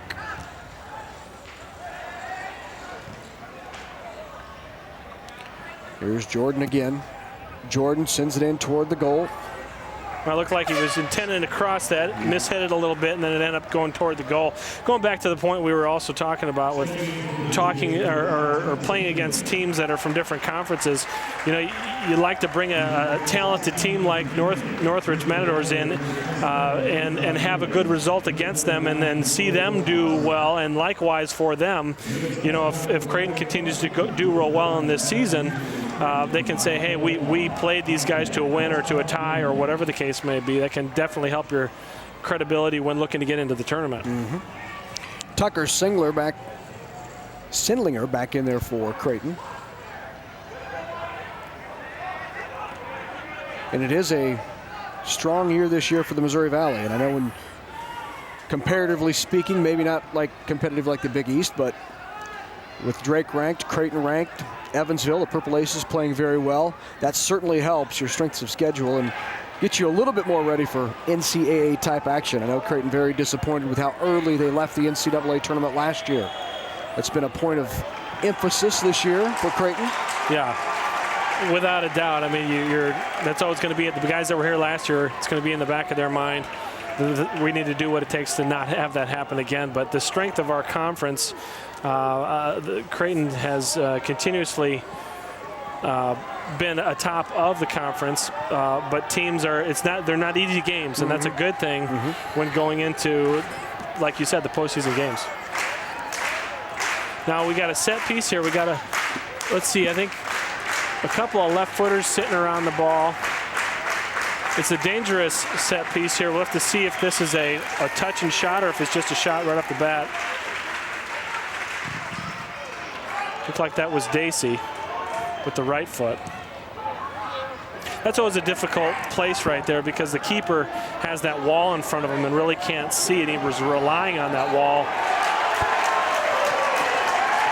Boy, nice defensive play there. You can hear the crowd getting into it a little bit more here as both teams have really upped their efforts here. On the play for the Jays. Game got choppy for about 5 minutes there. A lot of the play was being played in the middle of the field rather than this spread it wide type of build-up soccer.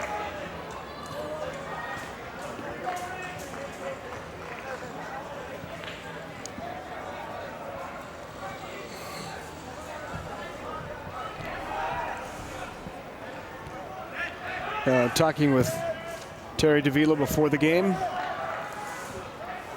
he was certainly impressed with his Creighton squad and defense. He says there's just no easy touches against Creighton.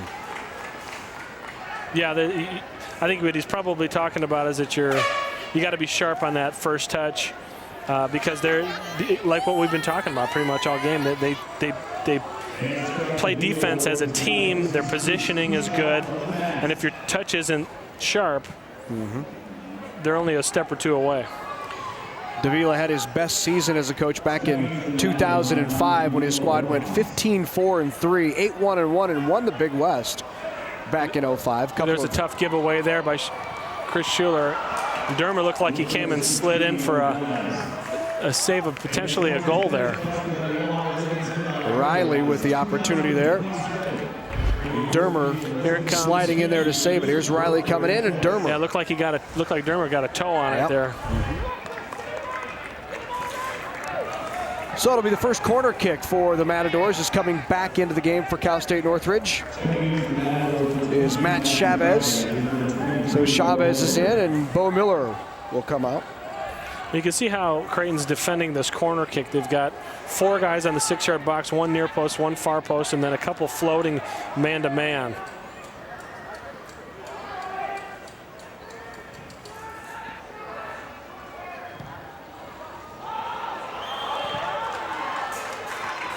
Nice Offsides crossing pass by Riley.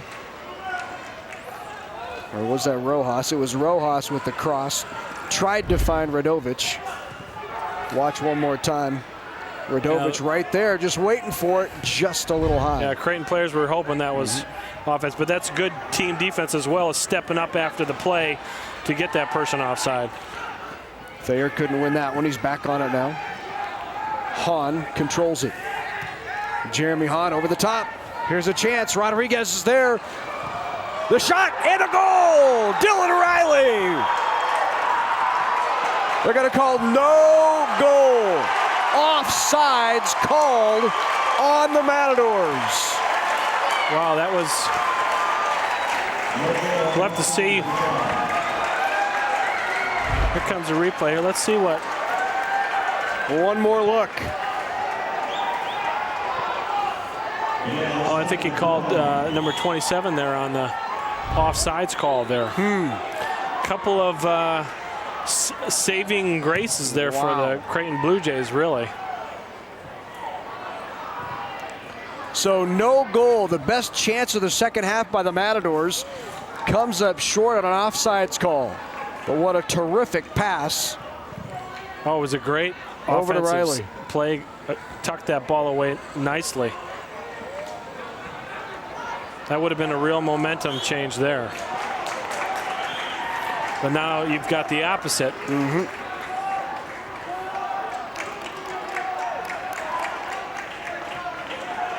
So Dacey plays it over to Jordan. Here's Thayer.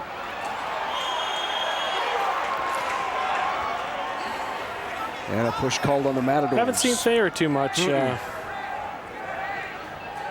been off a little bit. Just came back on, didn't he? He's hasn't been quite in the mix as much as he typically is.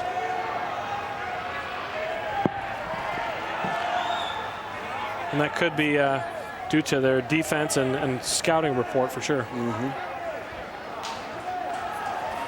Yeah, the referees having them back up 10 yards, which is the ruling there. The person taking the kick can always ask for him to step off 10 yards. So Jordan Gottsmanoff there. Gottsmanoff will send it in. The header! Great save. Guppy there again. Another good save by the keeper. Just great positioning there. A good ball in and a good flick by Creighton.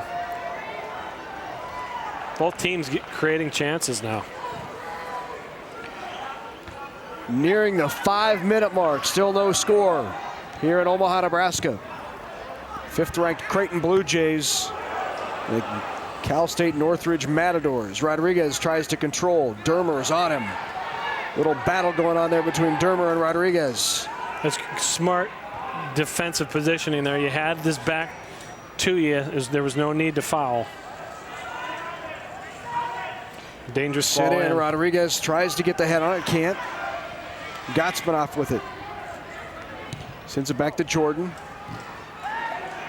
Good play by Hahn. Yes, definitely Hahn to control. Good step there.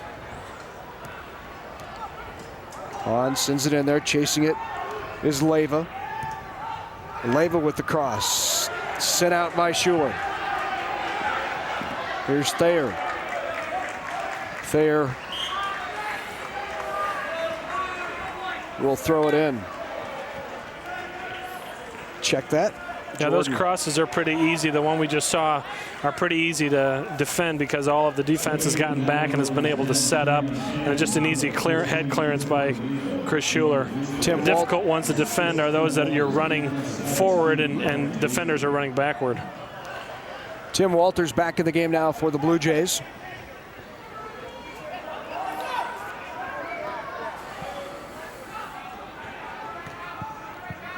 .4:15 here in the second half.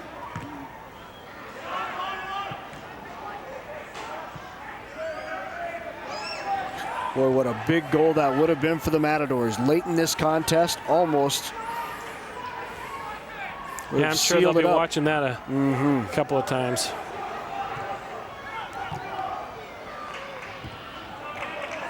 Another good defensive step by the Matadors back line out of there. And a good step by Clark to intercept that shot, that pass.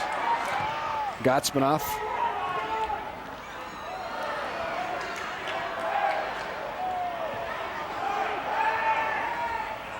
It was a good battle from both of those players. Sinovic keeps it in.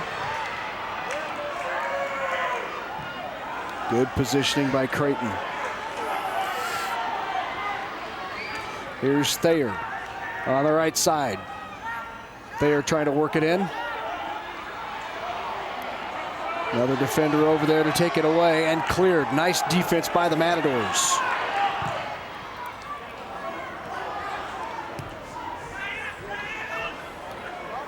Good step by Castillo. Oh, he drew that foul. I don't know that he was hit too hard there, but drew a foul and a good opportunity here for Creighton to do something.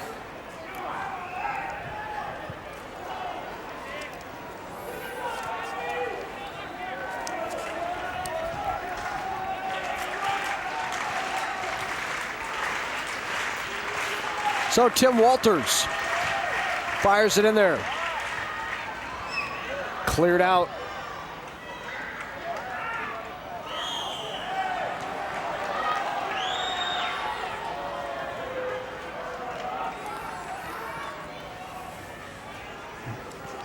So nearing that 2-minute mark. Yeah, and the first 5 and last 5 minutes of the game typically are where the most goals are scored in soccer, and we'll just have to see how many more opportunities each team gets.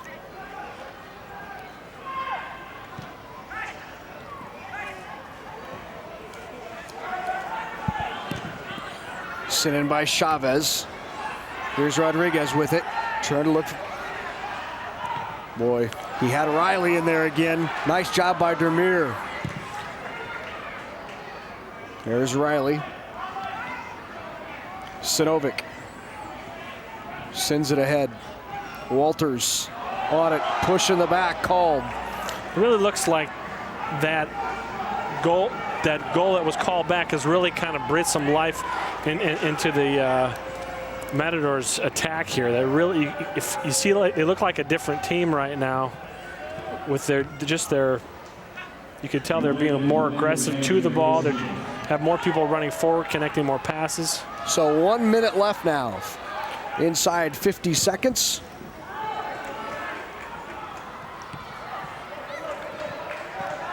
Knocked out by Dermer.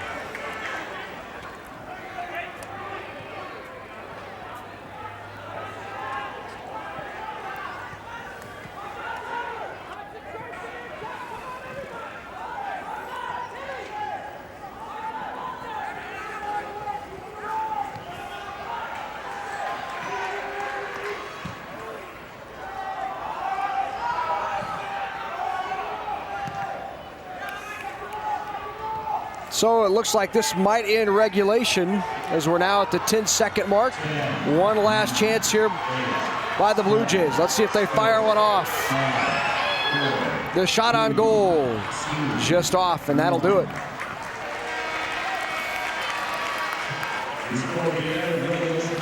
So regulation finishes and no score on the board between the 5th-ranked Creighton Blue Jays and Cal State Northridge. We'll be back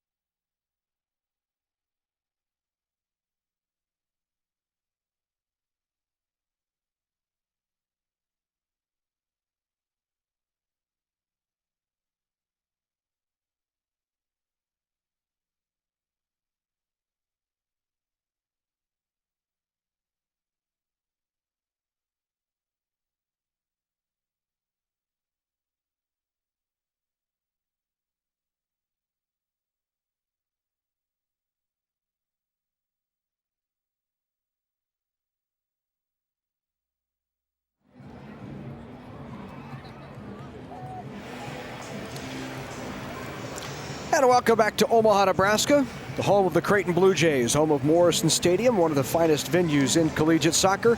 No score between Cal State Northridge, the Matadors, and the Creighton Bluejays as we get set for our 5 minutes of overtime.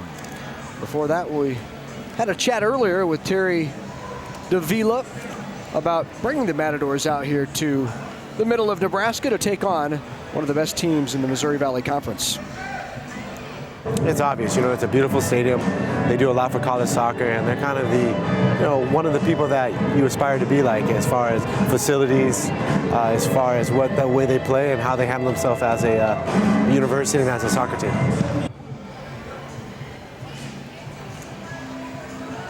And so they find themselves here in a 0-0 score as we get set for the 5 minutes of overtime. And this kind of matchup obviously serves both of these teams very well as the Matadors get set to head back to California in the Big West Conference. Creighton Bluejays getting ready for a big contest coming up on Saturday against St. Louis, but also their Missouri Valley Conference, in which they've been dominant in the Missouri Valley Conference. Yeah, you've got two different conferences, a lot of, as we mentioned earlier, different types of play, and it's just good for both teams to be able to see other teams from other parts of the country. The Creighton team will continue to do their thing. The Cal Northridge will continue to do their thing, and in the prospective conferences, hopefully do very well, and you'll be able to say, okay, we met a team kind of similar to that. If Creighton goes out and plays somebody in California, UCLA, or another team, they can say, okay, somebody from the conference, someone who plays similar ball to them. It just gives them more in their repertoire, gives them more experiences, especially for the younger players, to be able to see all different types of teams. Creighton's perfect record against West Coast teams this year on the line. They're 5-0 versus the West Coast, 3-0 against teams from California. Those wins coming against UC Riverside, Stanford, and 6th-ranked California this year. And, of course, we talk about Creighton's dominance inside the Missouri Valley Conference. They have a record 8 regular season conference championships and a record 10 conference tournament championships. And they start them young here in Omaha. But the Jays really, another one of the reasons they need this good out-of-conference competition is because they have been so dominant inside the Valley. Oh, without a doubt, and not taking anything away from any of their opponents that they're going to see in the conference at all, because they're all tough games, of course, because it's your conference and you're number one. Everybody wants to knock off number one. But again, just to be able to see other talent from other, really the furthest away you can get from this area. So this 10-minute overtime period, 10 minutes are on the clock, and the two teams will flip sides. So the Blue Jays will be going from right to left on your screen. The Matadors headed. Well, of course, everybody's aiming to try and get to the NCAA final game. And another thing about playing teams from outside of your conference is that once you do get into the conference, you're able to have a little bit more confidence in saying, we've seen teams outside of just our area. We've done well against teams outside of our area. And just to have that confidence going into games in the postseason. So Creighton pushing it ahead early. Here's Tim Walters on the ball, gets knocked off it. Now Rodriguez.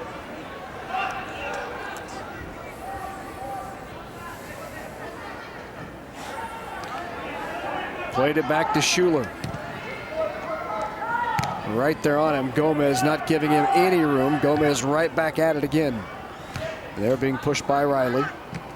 It'll be interesting to see how these 10 minutes are played. Of course, both teams are going to come out 100 miles an hour, but are they going to, with 10 minutes on the clock, now 9 almost, are they going to try and settle it down, develop some play, or are they just going to go 100 miles an hour? Straight. Well, Creighton hasn't stopped its pressure on the ball philosophy. It's just the way they play. Dermer hands it off to Jordan for the throw-in. Talked about the schedule for the Blue Jays. Coming up on Saturday night, Creighton will head to St. Louis and take on the 11th-ranked Billikens. It's always been a tough matchup between those two. And of course, Coach Bob Warming was at Creighton, coaching the Creighton Bluejays. Decided to become an athletic director, and if you've ever met Bob Warming, he just seems like he would be the perfect athletic director. Very engaging, good fundraiser kind of guy. No doubt. And but decided every day at 3:30, Bob just decided he missed being out on the pitch with the guys. And so he decided to get back into coaching. Obviously, the Creighton job was filled at that time, so he went and coached at St. Louis. And coached at St. Louis until Creighton athletic director Bruce Rasmussen gave him a call and said, Bob, we'd love to have you come back and coach the Bluejays. And Bob said this felt like home, and he came back to Creighton. Oh, no doubt. And the rivalry is probably one of the top rivalries in the Midwest, simply because we're always fighting for Creighton, and St. Louis are always fighting for that #1 spot in the Midwest region. There's been a lot of meetings in the past that have the teams have been ranked nationally prior to their meetings, so it's very much a heated rivalry. And then you throw on top of that the history with Coach Warming. So inside 7 minutes 30 seconds now. But in fact, I think Warming took St. Louis to 4 consecutive NCAA tournaments before leaving what was really a great situation. And he says that. He says, I had a great situation in St. Louis, terrific support from the school, loved the school, liked coaching there. Creighton just felt like home. Well, you know, there's as a player who came from out of town, you know, there's a real family here, and then a lot of the players that came from Texas and other parts of the country have felt, you know, have come back here and have either coached or found work. Kim crosses it, and nothing there. So bringing it up that left side is Walters. Walters will play it back to Sinovic. As far as St. Louis goes, that area is notorious for soccer talent, for young soccer talent coming up. And then, of course, SLU. Just always been a very talented, it's an epicenter for soccer. A lot of the talented players that have come here in the past have been from St. Louis. So a real mecca for talented soccer players. Creighton trying to work it, turned it over.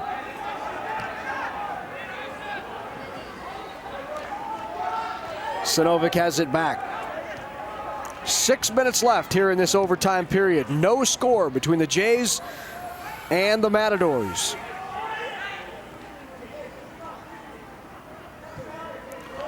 Played back to Schuler. Schuler down the left side. Ball handled easily by Hamilton. Out to Riley. Sinovic knocks it out. Throw in now by Hamilton. Well, as you saw, the first couple of minutes of this overtime was 100 miles an hour, and now both teams have settled in a little bit, and they're trying to vie for position here. They're trying to keep the ball, build it up. Good job by Castillo there. Castillo took it away. And you can see a little miscommunication between Walters and Sindlinger there. Walters tried the pass, that goes in. Chasing it was Rodriguez, but Holt scoops it up. So now we're at 5 minutes left. Half of this overtime period is gone, no score.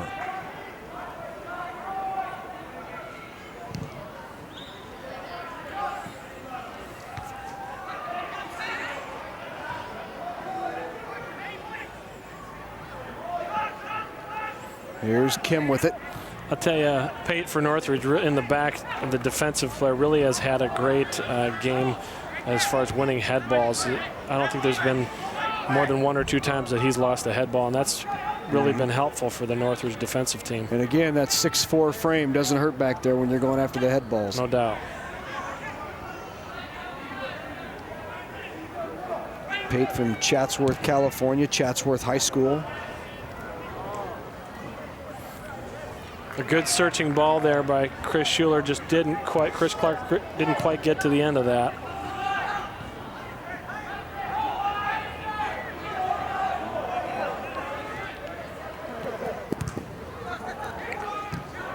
Nice touch by Schuler to control it. Gatsmanoff over to the freshman. Here comes Clark. Clark sends it in. Shot on goal, just wide. Finley thought he had a chance, couldn't get it through. Great build-up, but very good defense. Now, who is that down?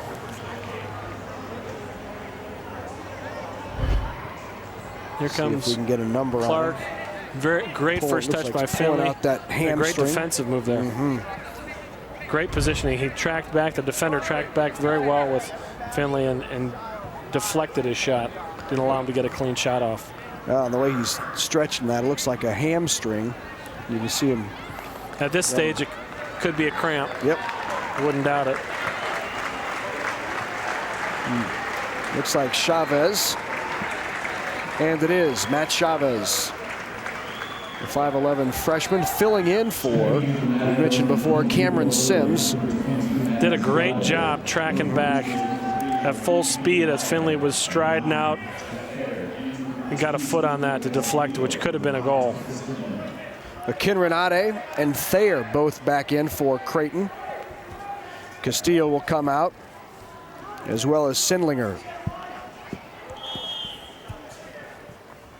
So Akinrinade, the corner. Another great defensive play by the goalkeeper to punch that ball out of pressure. Dumped in there again. The shot on goal, save. One more time. Rodriguez will chase this one back, right to Holt. 3 minutes, 10 seconds in overtime, no score. Creighton continues to push it up. Throw in now, we'll go to Gotsmanoff. Gotsmanoff quickly throws it in. Nice defensive play to get ahead on that by Hamilton.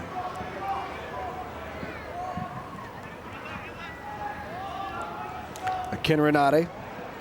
It's a good through pass. Little give and go broken up there.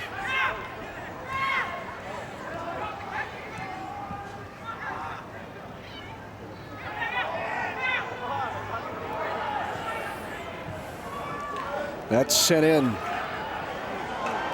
Ball in front. What a save! Holt deflects it out of there. And wow. Jordan, great job by Holt coming out of the goal when he saw the loose ball. That was that ball was brought down very nicely by the forward over here, Rodriguez. Walters the other way. Walters trying to make a move. Now in front of the net. Shot in, wide. Look how quickly it would go from one end to the other. Somebody wants a ball in the back of the net.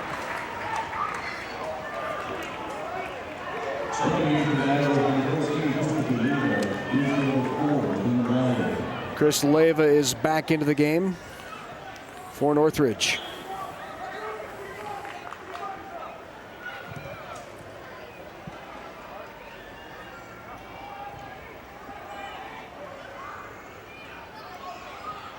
Kim bringing it up that left side. Dumps it over to Gomez. Gomez just had that shot on blocked. Creighton now the other way. Gotsmanoff in the middle. Not someone you want to give a lot of time to. Jordan over to Sinovic. Tries to get it back to Jordan. Cleared out of there. Good throw in for the Jays. 1 minute now. 1 minute left in the contest.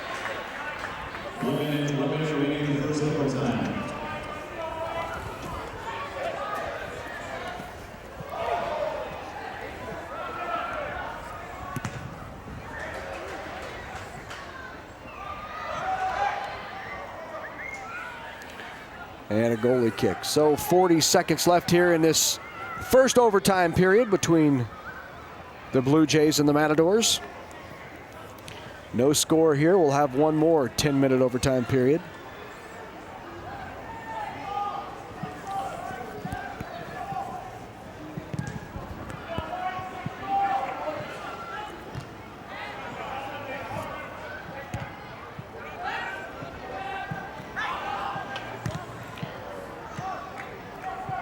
Big switch ahead. Gomez tries to control it. Can't. Sent back into Gomez. Can he get a shot off? Nope. I'll tell you what, these goalkeepers really have played a large role in this game, haven't they? And there's a look at one of them. He's shutting out Creighton. It's 0-0 as we head to the second overtime.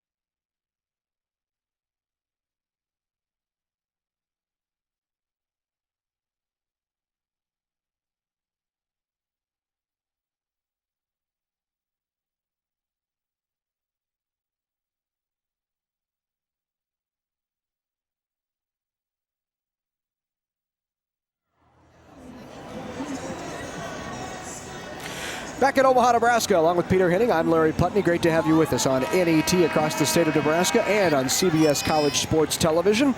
A good one for you tonight from Omaha. No score between the Creighton Bluejays and the Cal State Northridge Matadors. Creighton came in ranked number 5. No score at the end of regulation.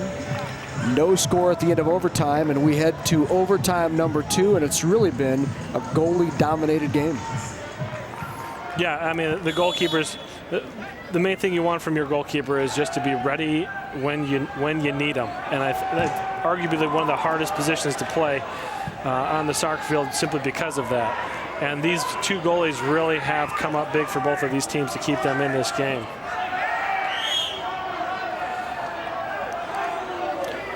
And Louis Smith taken down there. So the free ball will be taken by Bo Miller. It'll be interesting to see how the second overtime half is. The first one was much more even than you could say for either the regulation halves as far as shots on goal and attacking from both sides.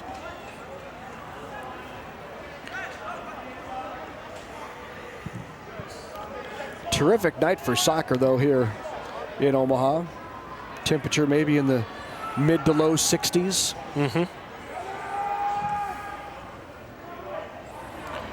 And a clear night at Morrison Stadium.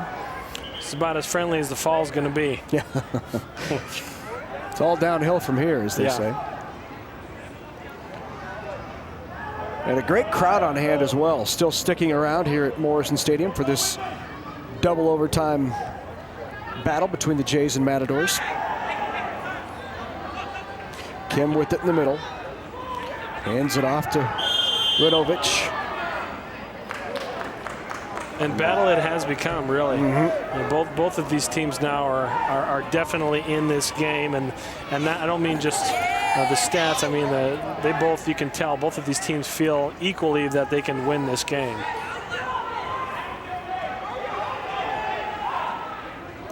So Moy Gomez with the free kick will send this in.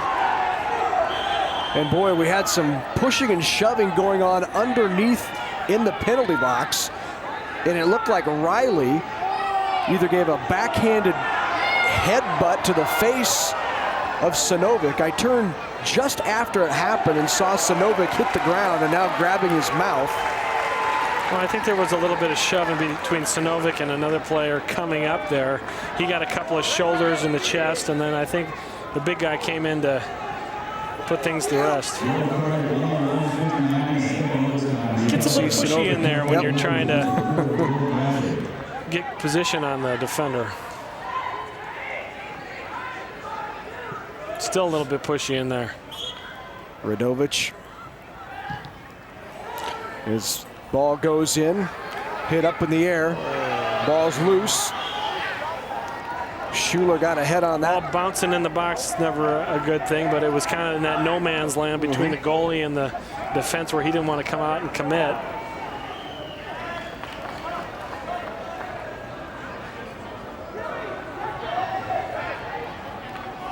So now Brian Holt with the goalie kick. 7:30 of overtime number 2.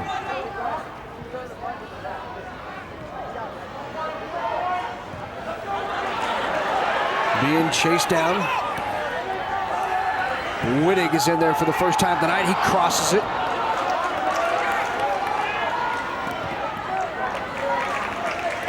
Knocked out by Jordan. We're seeing a look at Jeremy Wittig, the sophomore from Hawaii. Number 20 for Creighton. Seeing his first action of the evening. Wittig on Kim right now. Kick back to Miller. Miller plays it back, now forward. Right over the head, Rodriguez with a chance at it. Offsides called on Rodriguez. Well, and Creighton's really been on the positive side of the offsides calls this evening, that's for sure.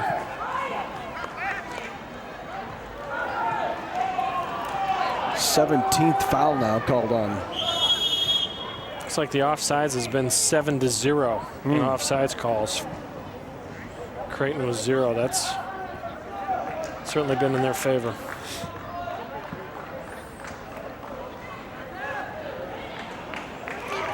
Quick conversation with Brian Holt. Out there to Sinovic.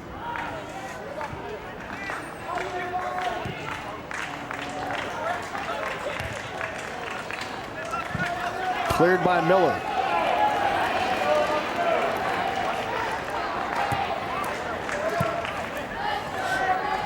Finley getting good position on his defender there, causing a throw-in. So this throw-in will be taken by Akinrinade. Akinrinade. Tough first touch out of bounds off of Gotsmanoff. Gotsmanoff can't control it. So now to the foot of Kevin Guppy. Guppy from Chino Hills, California, Chino Hills High School, in his senior year for the Matadors.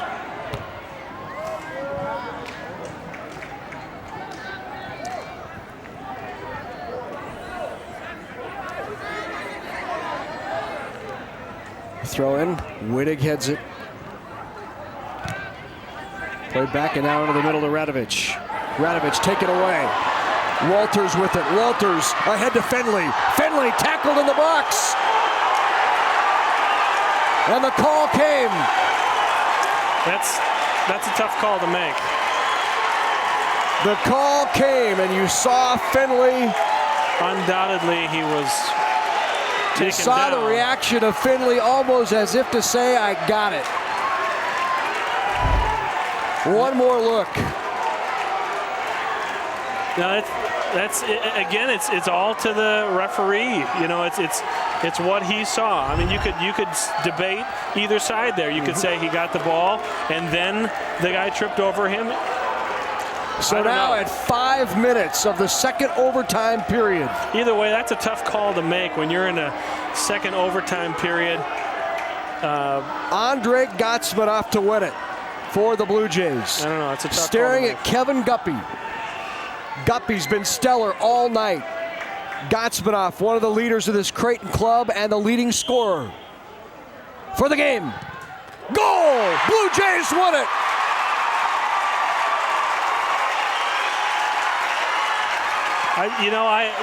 You can go either way about that, and obviously this Creighton crowd is happy. But the one thing that bothers me about that is that a referee can decide a game. And you can see how furious the Northridge Matadors are. The players chasing after the officials after the game. They ran to the far side of the field. Coach Davila went out to pull them back. Davila now yelling across the field. There's no doubt about it. That is a tough loss for this team to travel from California, to put out the effort that they did, and to not get a result is not the end of the world, but to not get a result that you want based on a call is a tough pill to swallow. So that'll do it in double overtime. Creighton wins it. We want to thank everybody on CBS College Sports Television for joining us. We'll see you back here on NET.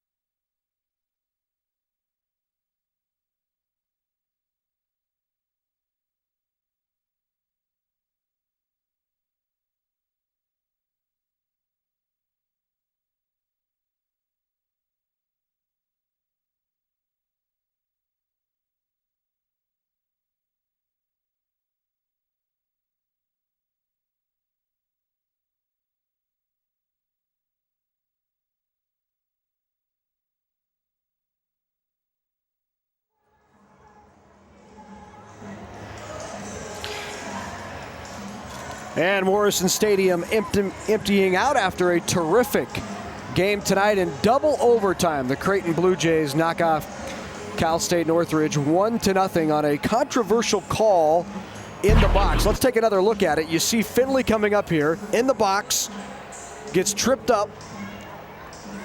The penalty is called, and so you're going to have a direct kick. And let's watch Finley, as if to say, I got the call. And now the direct kick from Gotsmanoff for the game.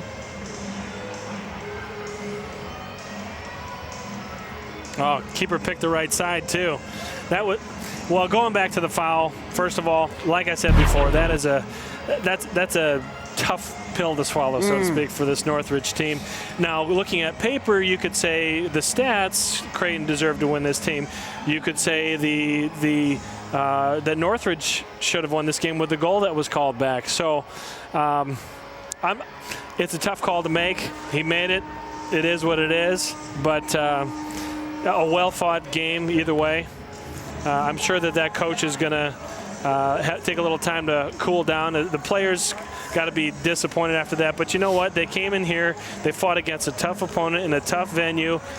and they got a result, and they played well. They might not have gotten the result they wanted to, but they played well. Well, elation for Creighton and disappointment for the Matadors. Creighton wins it 1-0 over Northridge. For Peter Henning, I'm Larry Putney and the entire NET Sports production crew. Thanks so much for joining us. Creighton wins it 1-0 in overtime.